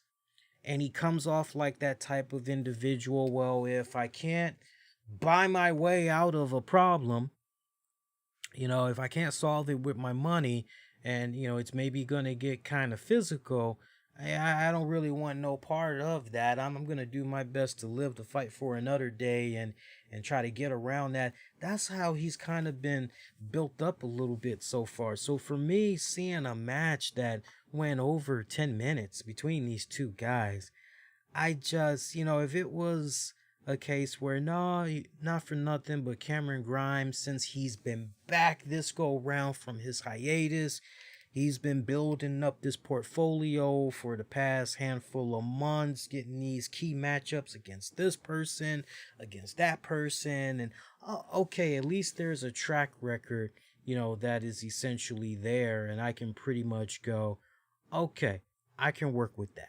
But this for me was just, I can't wait to see how the numbers do for this, because usually when it comes to these segments that involve Cameron Grimes, it's usually part of the lowest segments. So I'm very curious to see how that's going to play out. We're going to talk about ratings in a hot minute too, so stay tuned for that. Escobar promo. I was about to call him Pablo Escobar, yo. He's alive! He's alive, and he's only available to see in NXT. Pablo Escobar. No. That would be funny, wouldn't it? Be like, what the fuck is Pablo Escobar doing wrestling in NXT? Like, oh, so this is how he's been doing it all these years. Okay. All right. So he's not dead after all, huh? So then it's possibly true then that Biggie is still alive. Tupac is still alive. Well, shit. I just saw Tupac the other day at the grocery store. He's picking up a couple of Hungry Mans. And he was checking out the new Breyers double fudge ice cream. No, Santos Escobar was in the ring cutting a promo. And he pretty much was issuing an open challenge to anyone that felt maybe they could have what it takes. Step up to the plate and face him and everything. Give him worthy competition. Tyler Breeze stepped up to the plate and took him on. Solid. Nothing spectacular. Nothing that was extremely flashy. Nothing that was dazzling or anything like that. But, it was all right. It was all right. It's kind of like one of those deals where you're hungry, but it's late at night. You don't want to feel bad when you wake up in the morning or in the middle of the night and you get the bubble guts and all that. You want to have a little something in a pinch. Maybe you go grab some peanuts, assuming you're not allergic to peanuts. Or maybe you go grab some yogurt. Maybe you make yourself a little small bowl of cereal, right? Or you hook yourself up with 2 pieces of toast and some butter, milk, call it a night. Who knows? But this match, it's kind of like one of those, in a pinch. That was good. It was kind of, I can't elaborate any more than that. It was good, Next up, this one for me was actually pretty good. I actually had looked forward to this one. Candice LeRae teaming up with Indy Hartwell as they took on the team of Gigi Dolan and I believe it was Zeta Ramirez. And here's where I'm a little bit, well, that just sucks. So, Indy Hartwell and Candice LeRae, they get the whole entrance. They get the third lower graphics and all of that. And then when they finally go over the camera, that is, when the camera finally pans over to their opponents in Gigi and Zeta, you just see them and you're going, okay, who the fuck are they? And unless you know your wrestlers, you're just going, oh, okay, enhancement talent. I'm looking at fucking Gigi Dolan and I'm going, thank God I know who my fucking wrestlers are. And I was paying attention to the new signees for the WWE Performance Center and all that other shit, because Gigi Dolan was formerly known as Priscilla Kelly. So, in case you kind of missed that there and you maybe thought that girl kind of looked familiar with the orange hair tonight, yeah, that was our girl Priscilla Kelly. The other girl, she was trained by Booker T. And that, now, I'm not gonna lie to you, I don't know jack about her. I actually got to take some time and prep a little bit more when it comes to her. But just a little bit of context that was provided to us tonight. She's actually a student from Booker T's school and everything. But what was so hilarious was when Gigi and Zeta were in the ring, we're waiting to hear an introduction for them. We didn't get that. And if you have it on your DVR, you got to check it. But you can just barely start to see the beginning of their lower third graphics pop up on the screen. And I don't know why, but it was almost like the guy in the production truck just said, fuck it. We don't need to. Their names are irrelevant. It doesn't matter. And you can just, right as the lower third starts to appear, it comes right back down. I mean, you never fully see the lower third. You can just see like the transition of it as it's getting ready to come on your screen in solid. But then it just get yanked. I laughed my ass off when I saw that spot. The girls did all right. This was really about Gigi kind of getting her time to show off a little bit. In this, she did something that was really, really weird in this match, by the way. Gigi Dolan, I guess, trying to maybe make herself stand out, or, it's really, really cool. She's got fucking, I want to say maybe it was Indy Hartwell in the corner. She goes to the other side of the ring and she just licks her hand, and she kind of licks it in a way like a cat is trying to clean itself. It's just chilling in front of your doorway and it's cleaning its paw. She just licks her paw, licks her hand like that. And then does this little weird swervy thing with her hand, and then she just goes charging at Indy. And whatever she was looking for, it didn't connect. But it was just the most weirdest sequence I've ever seen in my life of an offense. I was just scratching my head going, the fuck was that? This was mostly a squash of a match. I mean, sure, Gigi and Zeta, they got a couple of little spots in there and everything, but not enough to really, it was a squash match when it was all said and done. Post-match, Candice gets a microphone, talks about how there isn't a woman in the back who deserves to be champion more than her, and says she's not wrong. Talks about how she's coming for those tag team titles, and they're gonna do it their way coming up at TakeOver. Amber Moon, Shotzi Blackheart, they come out responding to that challenge and everything. And before they get ready to roll out, because they pretty much accepted the challenge, but before they roll out, they shoot a little Nerf tank that almost hits Indy Hartwell in the crotch. It was fucking hilarious. I loved it. I fucking loved it. Only thing missing was just that Nia Jax, oh my hole! That was the only thing that was missing. Oh, Lord have mercy. Connect 4. Anyway, there is a cute little dog that was running around all throughout NXT. I love dogs. I love cats as well, but I'm really more of a dog person.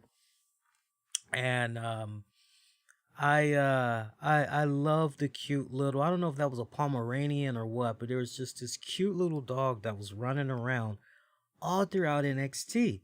When you first see this little dog, it's like going up a little escalator and it's running around and you're like, what is going on with this little dog? And at first I'm thinking, wait a minute, we just did the little doggy Super Bowl. That's over with. What, are we doing another Westminster dog tournament thingamajigga? What the fuck's going on here? And I'm thinking at one point maybe my TV somehow went to the wrong channel. And I'm pulling up info and NXT. I'm like, okay, what the fuck?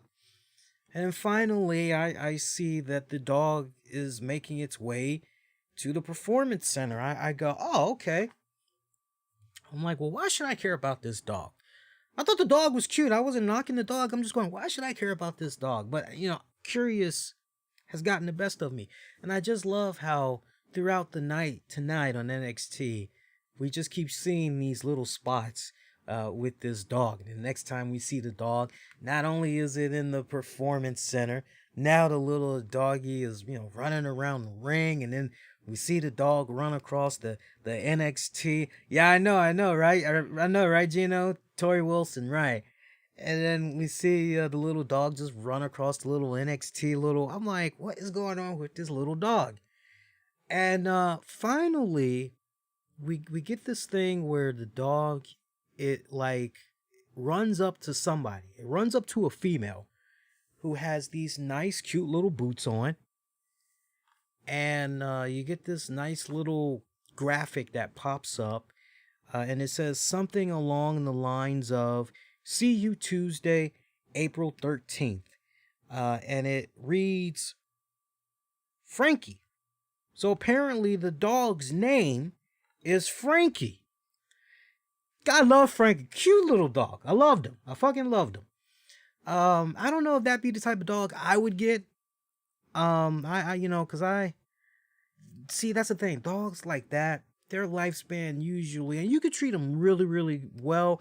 You can make sure that they're in the best of health and everything, but the lifespan on dogs that small and everything, you'd be lucky if you can get 10, maybe 11 years. Now, for some people, you might go, hey, that's a nice little, I kind of like for my pets 15 and up. If I can get 15 and up, that's really good. Like my current dog right now, love her to death. Trust me, I'm going to be in pieces, when she passes, because, now it's starting to seem as though she's kind of having a little bit of health problems. I got to take her to a vet, honestly, because I don't know if she's starting to have the beginnings of Parkinson's or what, but I noticed she'll do this little trimmer thing, and usually when she does it now, she never did it before, but when she does it now, it's out of excitement. So whether she's getting a treat, for example, or she wants to go outside, or she has something that you have and she wants it, you'll see her shake a little bit just out of nowhere, and then it'll stop. It lasts like a few seconds, and then it'll stop. If you ask her if she wants to use the bathroom and she knows it's pretty much time to go, she'll start shaking or whatever. So I don't know if there's like maybe some bad toxins that's in her system, and some medication will pretty much clear that up. If this is residue from a bad cold that she had a couple of months back, because she did get a cold a couple of months back, or what. But yeah, I got to get her to the vet soon. But no, okay, so I've known my dog now, because I've pretty much adopted her as my own through my woman. So I've pretty much known Maggie for 11 years now. And before I was in the picture, my girl had Maggie for probably maybe 5 years, so give or take. So Maggie has been around in our real time. She's been around now for about 15 years. And we do our very best with her, but usually dogs like what we saw on display tonight on NXT, their lifespan is not that long. They're cute as hell, though. But it gets you thinking. Okay, see you April 13th, Frankie. Okay, who is this mystery person? Curious minds want to know, who is this mystery person? So I had to do a little bit of deep thinking, and one of the things that kind of clicked in my mind was, well, wait a minute. I've seen enough episodes of Impact Wrestling, and I put 2 and 2 together, and then I was trying to look for some images, and somebody read my mind. I wish I could take the full credit here, but I can't. But I knew I recognized that dog somewhere, and sadly I can't think of the person's name that has shared this originally. But here's the picture of the dog that we saw all throughout the night. Isn't that a cute little dog? Look at that cute little doggy. Look at that cute little doggy. Right? So you see that and you go, why does that dog look familiar? Like I've seen a superstar push that dog before. I just can't think of where I've seen that dog before. And here's where you've probably seen that dog before. And let's go back to the other one. And let's show you guys the other one more time. It's safe to say it's Taya Valkyrie, is it not? I mean, it's safe to say So I have a feeling that Taya Valkyrie is gonna make her presence felt in NXT on April the 13th. I'm looking forward to seeing what this woman is going to be able to do, man. I'm looking forward to it. It's a nice little way that they hooked her up, and like the teasers and all that. I can't wait to see her lock it up, man. I mean, there is a list of very talented women down there in NXT that she's gonna be. Oh, I can't wait to see her do some shit with Raquel Gonzalez, who we got to talk about in a little bit, because man, did she have one hell of a performance tonight. But Raquel Gonzalez off the break. I would like to see her take on Shotzi Blackheart. I think those two would just give me Valkyrie versus Mercedes Martinez. It's another one that I think would be pretty damn good. Definitely Mia Yim and Taya Valkyrie, for sure. You know, and I got to give an honorable mention. I honestly believe that, I know I usually kind of crap on Amber Moon a bit, but I think under the right story arc, Amber Moon and Taya, I think they would deliver a fucking classic. No doubt about it. Dakota Kai and Taya, that would be pretty interesting. That would be pretty interesting. It wouldn't be as one-sided as some of you all may think now that you're kind of visualizing the two in the ring. It wouldn't be as one-sided as you think. Yeah, but there's some nice, interesting matchups you could do. Look, I eventually want to see Taya on the main roster because I would love to see her lock up with Rhea Ripley, Charlotte, Nia Jax. The list goes on, but just off the break, some really good names on that main roster. You definitely see her lock it up with in due time. So we'll see how that pans out. But it's safe to say it's definitely Taya Valkyrie. I'm not picturing anybody else right now. I don't know if you guys are, now that I've presented that to you all, but let me know. But I'm thinking it's going to be Taya Valkyrie.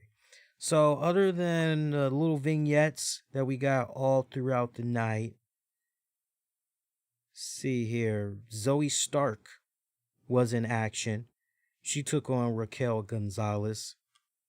That actually was a damn good match. Not for nothing, I have been enjoying the hell out of the camera time and match time that Zoe Stark has been given in NXT. I mean, she has really been doing a very good job and taking these little small windows of opportunity and making the best out of them. She's really shining. I mean, and tonight was a really, really perfect example of, okay, you got about less than 4 minutes. Go out there, make your point, try to be memorable. She gave a pretty good, memorable performance facing off against Raquel.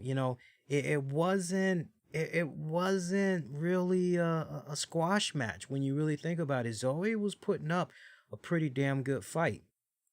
And I love the fact that before you can even really marinate on Zoe losing to Raquel, and no shame in that, because you think about the current story arc going on right now with the build up for Gonzalez, Io Shirai for that NXT women's title and everything.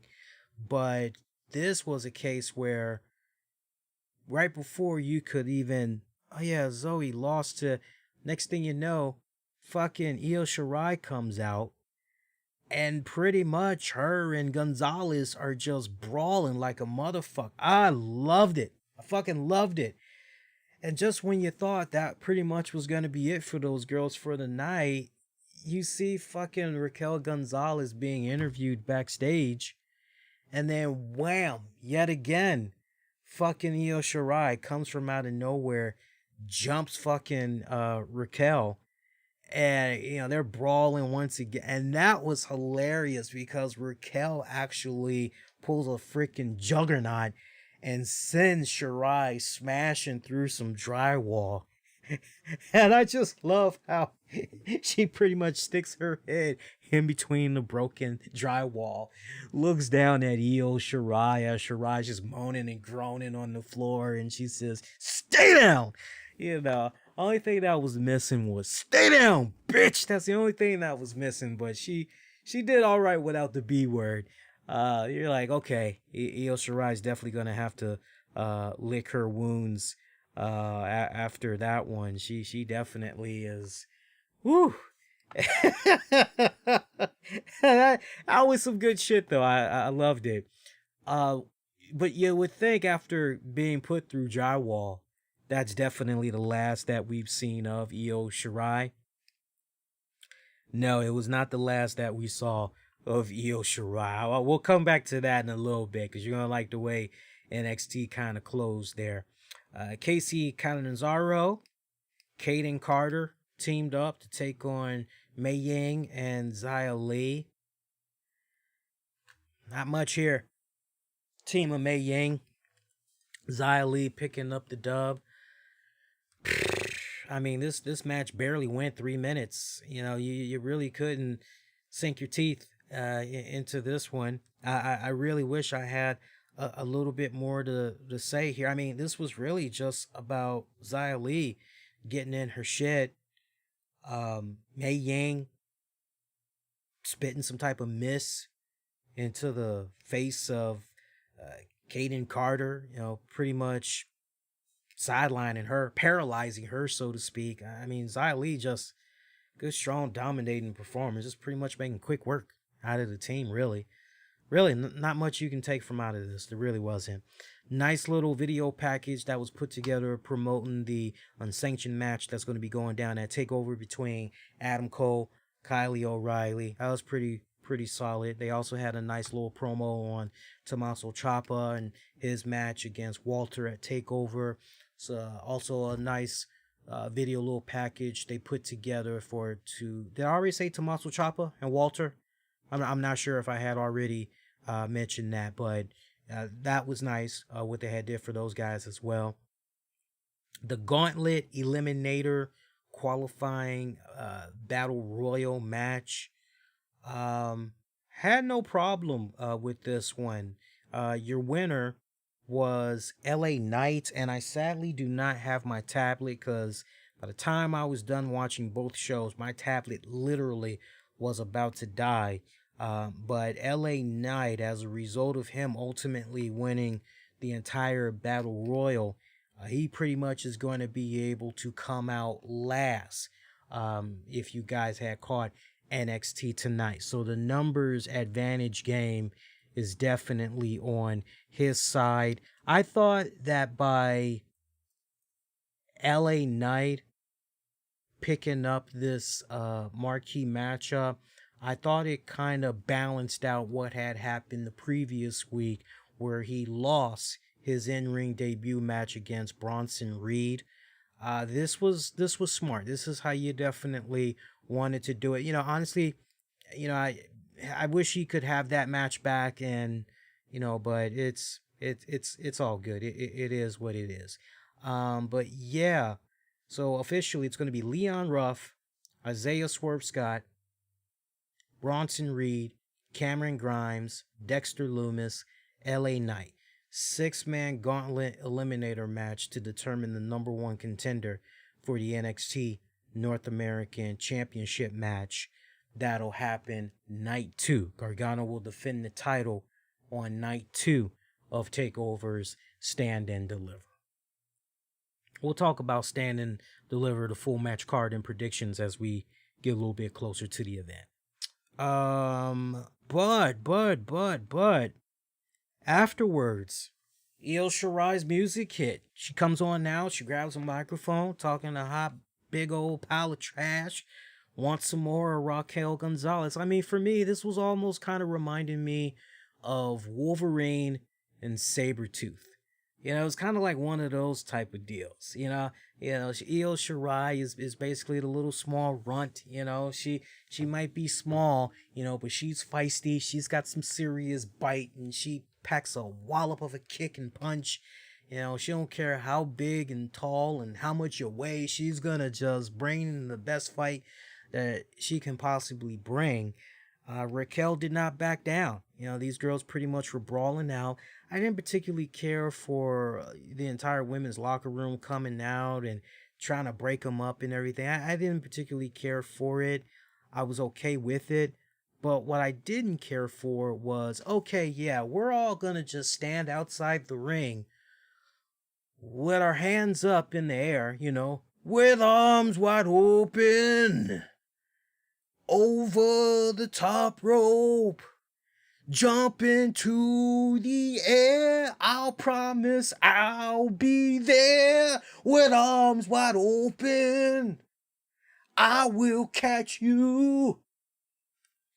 Don't you worry tonight, 'cause I will hold you. You know, it's kind of like one of those type of deals. It's like, you know, fucking 20 fucking motherfuckers with arms wide open. And motherfucking Io Shirai just does her little flippity motherfucking thingamajigger off the top rope. And they're all just catching her. And I literally changed the channel after I saw that shit. I literally changed the channel. I said, yeah, I'm good. Anything else that's supposed to happen, you could give me Karrion Kross. Like, that was just total fucking buzzkill. I'm good. It could have just ended on the pull apart, honestly. They're brawling. Women's locker room comes out. Per William Regal. They're breaking the girls up. A little bit of brawl. I'd have been okay with that. I ain't need all that flippity shit. But NXT put on a really good show tonight, I gotta say.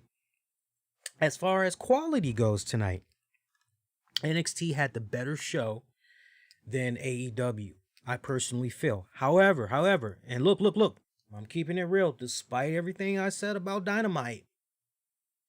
Dynamite's gonna win yet again. They're gonna win in the ratings yet again, and at this point, they will win in their final couple of weeks of matchups against NXT.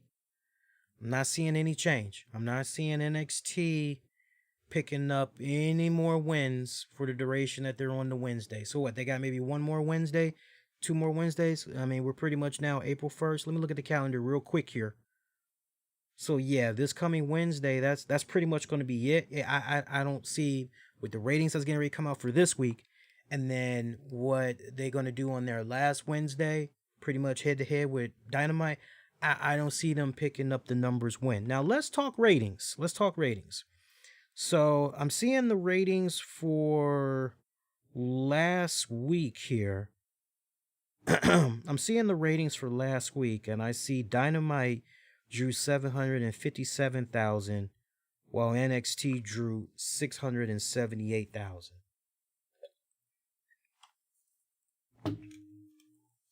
Let me get pen and paper here. I am going to say AEW for this week. I'm going to say 726,250 for AEW. For NXT, I am going to say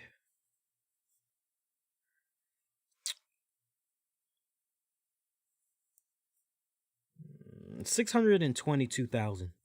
So one more time, AEW, I'm predicting 726,250. NXT, I'm predicting 622,000.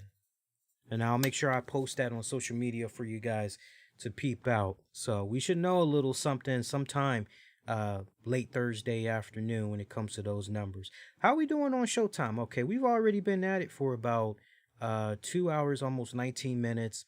So I see Austin Aries had made the news. I don't know if you guys had heard about this, but Austin Aries had put out a really fucked up tweet on Twitter, and pretty much he got his ass handed to him, and rightfully so.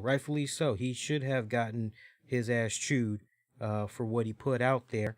In case you guys had missed it, I actually have the the direct quote here for what he had said. Bear with me a second here. I hope this isn't a case where it's on my tablet, because if it's on the tablet, that fucking sucks. But give me a second here. I want to try to find this for you. Let's see, Austin Aries. And let's see if I can actually find. So this is what he had said. Shit. Hang on. Let's try that again. Yeah, his account doesn't exist right now because he pretty much deactivated his account. So this is what he said earlier today. I personally now know of more people who have died after taking the COVID vax than I did this entire pandemic from getting the virus itself. But don't expect the M&M to report or correlate these deaths to taking the jab truthfully or accurately. We're being deceived. And he pretty much got his ass chewed out on social media. He got obliterated. It was so bad, he deactivated his Twitter account. And look, as many people know that have at some level followed Austin Aries, whether you followed him to read his tweets, or maybe you just saw enough retweets, you weren't following him, but you heard about what he said and everything. Not of this instance, but just in general. He's been one of those individuals that does not believe in wearing a mask. To the point, he has held many meet and greets and has encouraged people, yeah, come as you are. Hey, I'm not wearing my mask. If that offends you, well, don't come to my meet and greet and all this other shit. This, for me, is the perfect example of somebody that has that blue check mark. And, whether Twitter wants to admit it or not, I appreciate the fact that Twitter is trying to do their part in trying to make it be more tougher to achieve the blue check mark and all that. And, as much as I appreciate it, I also think it's kind of fucked up, because you've got veteran podcasters such as myself, has interviewed many people, had our work featured for, really, really cool, prominent, publications and everything, and we in our own right are journalists because of some of the on-site reporting, on-location reporting that we do and everything. Sometimes we have our own little news that we're able to break out and everything. And when you see individuals like this in Austin Aries that has a blue check mark, and whether they want to admit it or not, they need to recognize the fact that whether they like it or not, they are a social media influencer. And as a result of that, their fan base is going to hang on to every single thing that they say. Hey, I eat this, you should too. Hey, this person is struggling, they've got a GoFundMe, I donate it, won't you too? And I don't know why it is. I guess it's a case where people see that blue check mark, they look at it as that sense of authority, as some type of level of comfort. It means a lot to people when it comes to those blue check marks. And this is a prime example of why, just because somebody has a blue check mark, it does not mean that they are always going to be speaking accurately, nor does it mean they're always going to be preaching the gospel. Yeah, he got his ass handed to him on social media. I'm not surprised. Everybody had something to say about this on social media, tweet after tweet after tweet. I just kicked back and I never commented. I wanted to research this a little bit more before commenting about it, and that's what I'm doing right here and now. And that's my thoughts about this whole thing in a nutshell, but it's also from this standpoint. I can respect somebody that is unsure about taking a COVID vaccine because they aren't really sure if it's truly going to protect them from the virus, from the COVID virus. They aren't sure what type of side effects may come, if at all, as a result of taking the vaccine. I can totally respect that. You don't want to take the vaccine. Hey, the way I treat it, me personally, teach its own, teach its own. I'm just talking about me personally.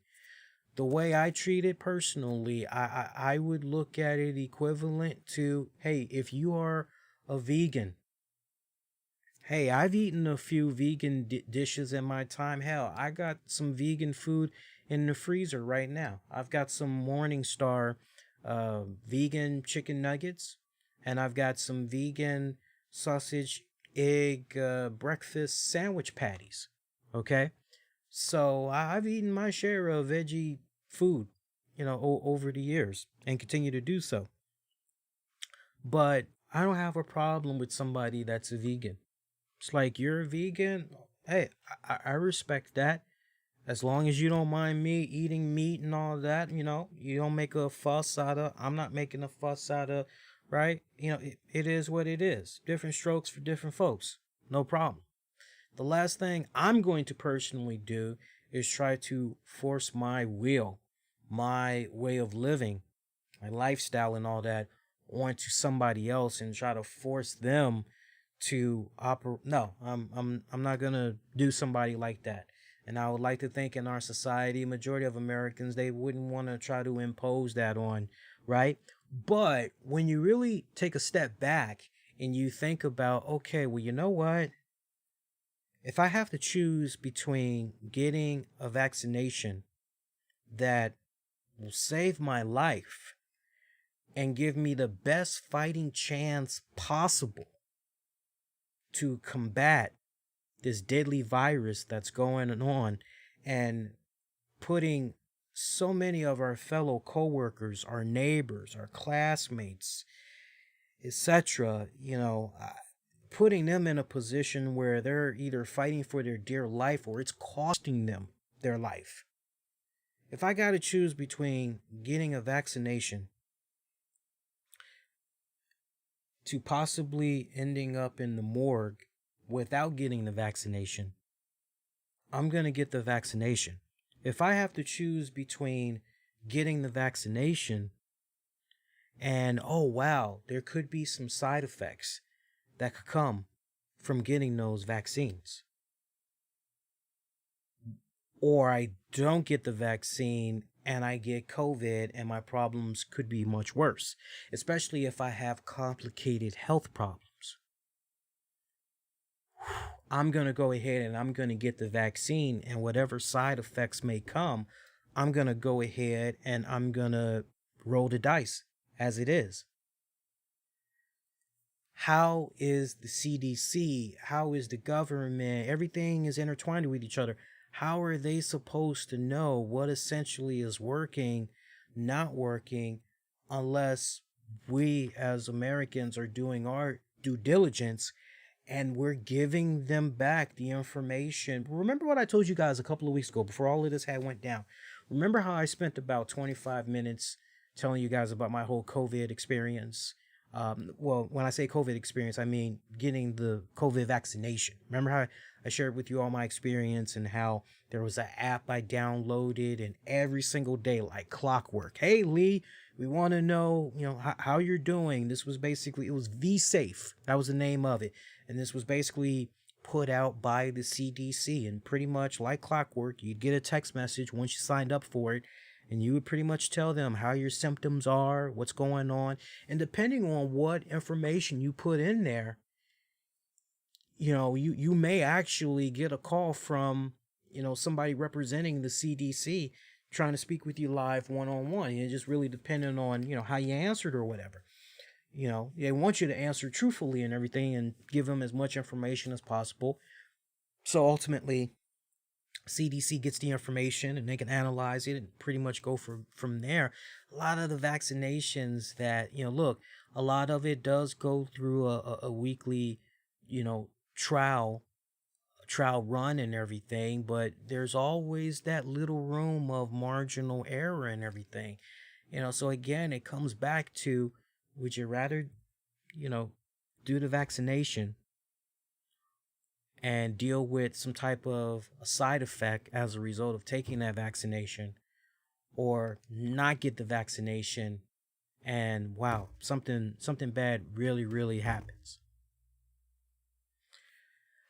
Now again, he said he personally knows of more people who have died after taking the COVID vax than he did this entire, pandemic from getting the virus itself. But don't expect the M&M to report or correlate these deaths to taking the jab truthfully or accurately. We're being deceived. I mean, those are mighty, mighty powerful words to put out there on social media, because you got to make sure that if you're putting something out there like that, you got to go in bulletproof. And as I always tell you guys constantly, as long as all the facts are on your side and you can back up every single argument that you're putting out there, pro or con, you can back it up, man, then you've got nothing to be afraid of. Nothing to be afraid of. Now look, not for nothing. This was put out by the newstribune.com by Craig Saylor. This was put out about 2 days ago. And they talked about the first number of cases post-vaccine COVID-19 confirmed in Washington state. 2 deaths are being investigated. Now, let me just read this to you real quick. This is not long or drawn out whatsoever. This is probably about at most a 2-minute read. So just indulge me here. Still all connected to Austin Aries. The first known cases of people developing COVID-19 after they were completely vaccinated were confirmed Tuesday in Washington, according to the State Department of Health.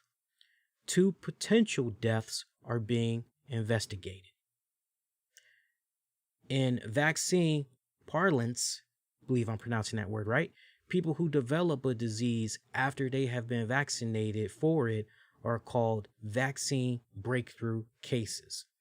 DOH said it is investigating the 102 breakthrough cases which have occurred in people at least 2 weeks after they were fully vaccinated.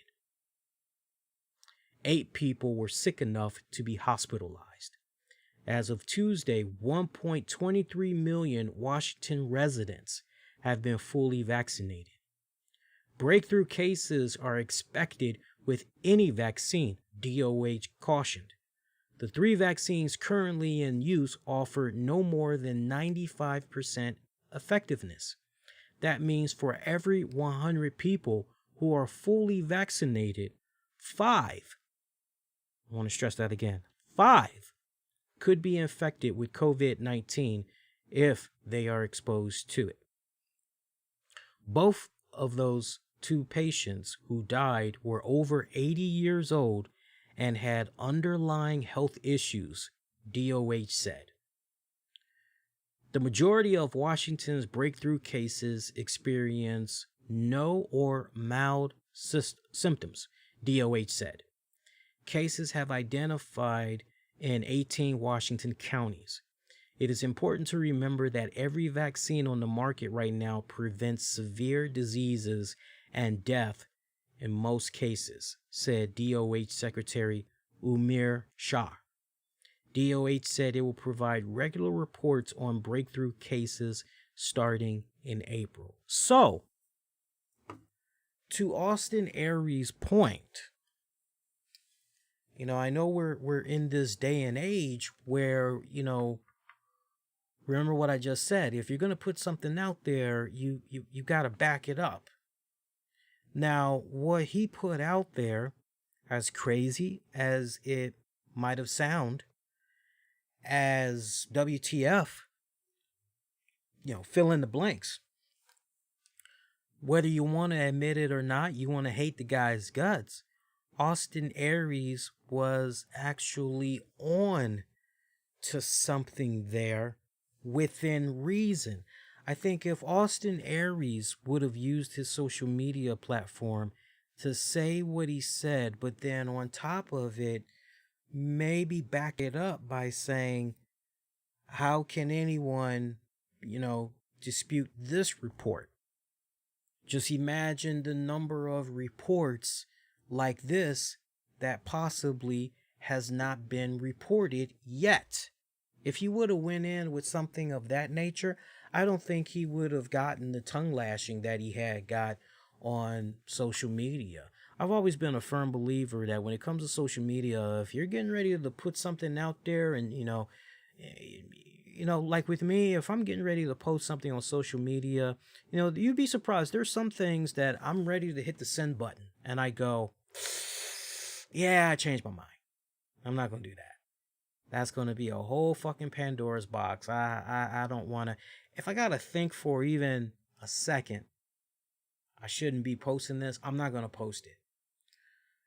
And then you got some people that, no, you know what? I'm going to speak my mind. God damn it. Me is me. Fuck everybody else. Send. All right. You don't care what happens to you. Mad respect. You don't care what comes your way on social media. Mad respect.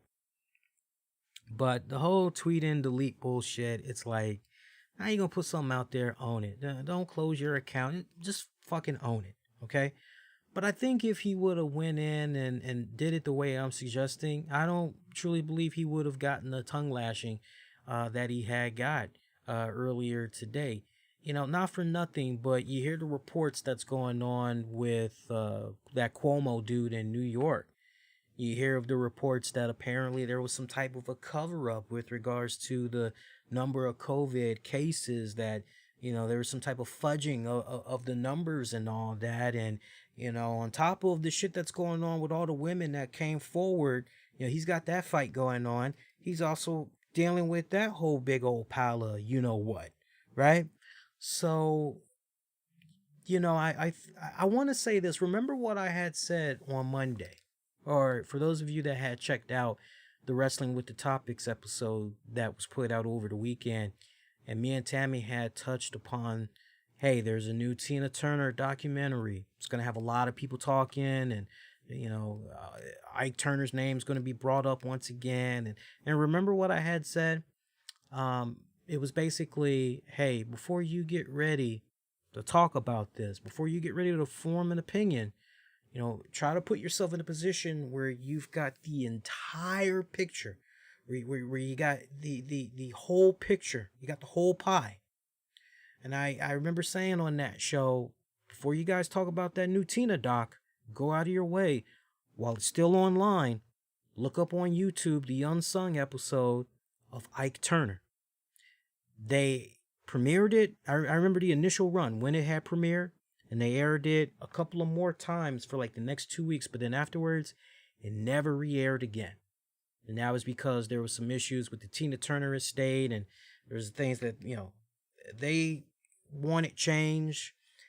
The Ike Turner estate, they're like, fuck you. And basically, okay, well, let's not show this episode again. And that's pretty much what had happened.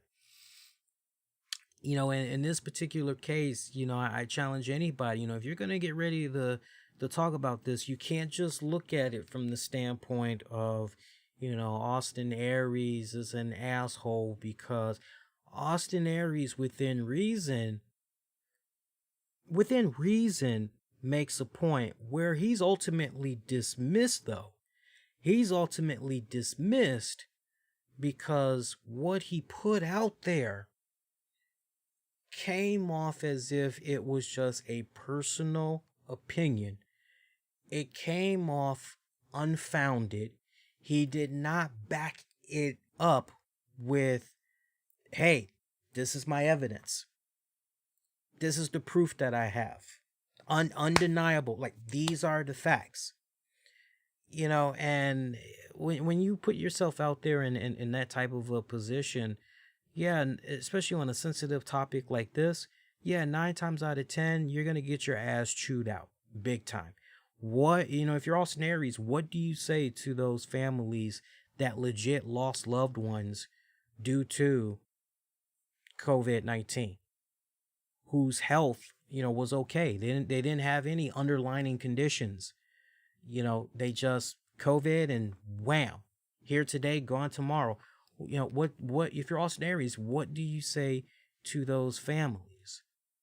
And if you are in a position where you personally know more people that, blah, blah, blah, blah, blah, well, first off, whether you like it or not, you're a celebrity.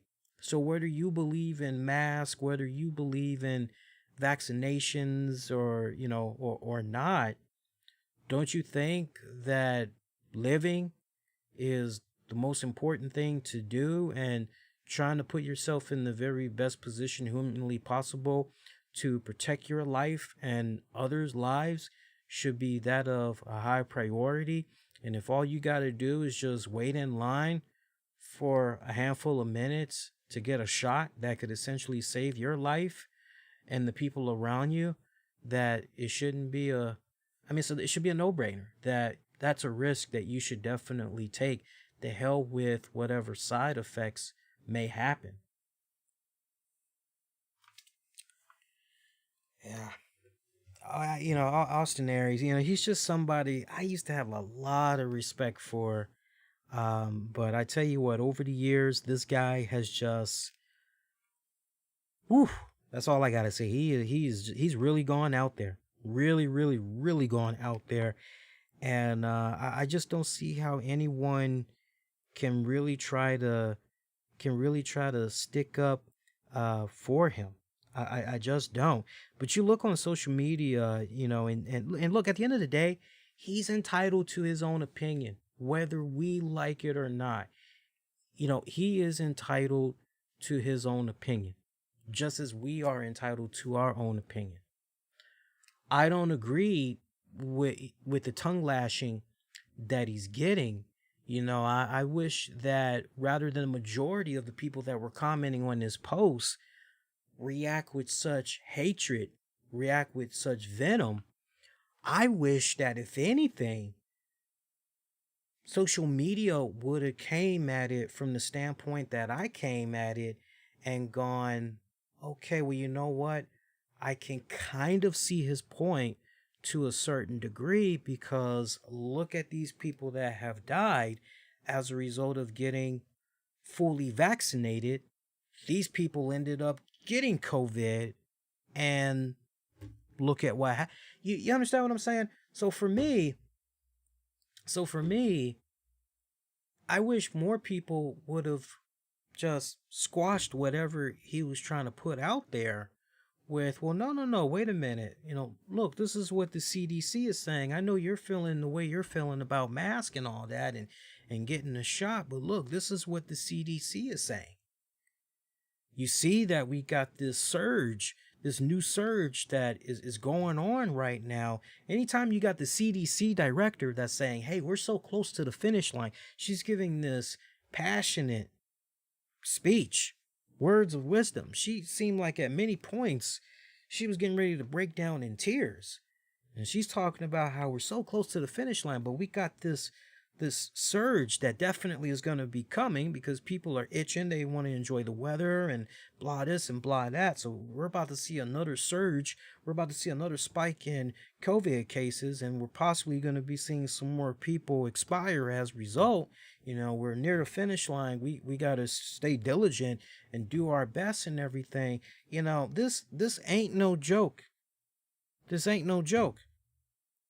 I would like for Austin Aries to try to explain to listeners that we know of that actually came down with COVID.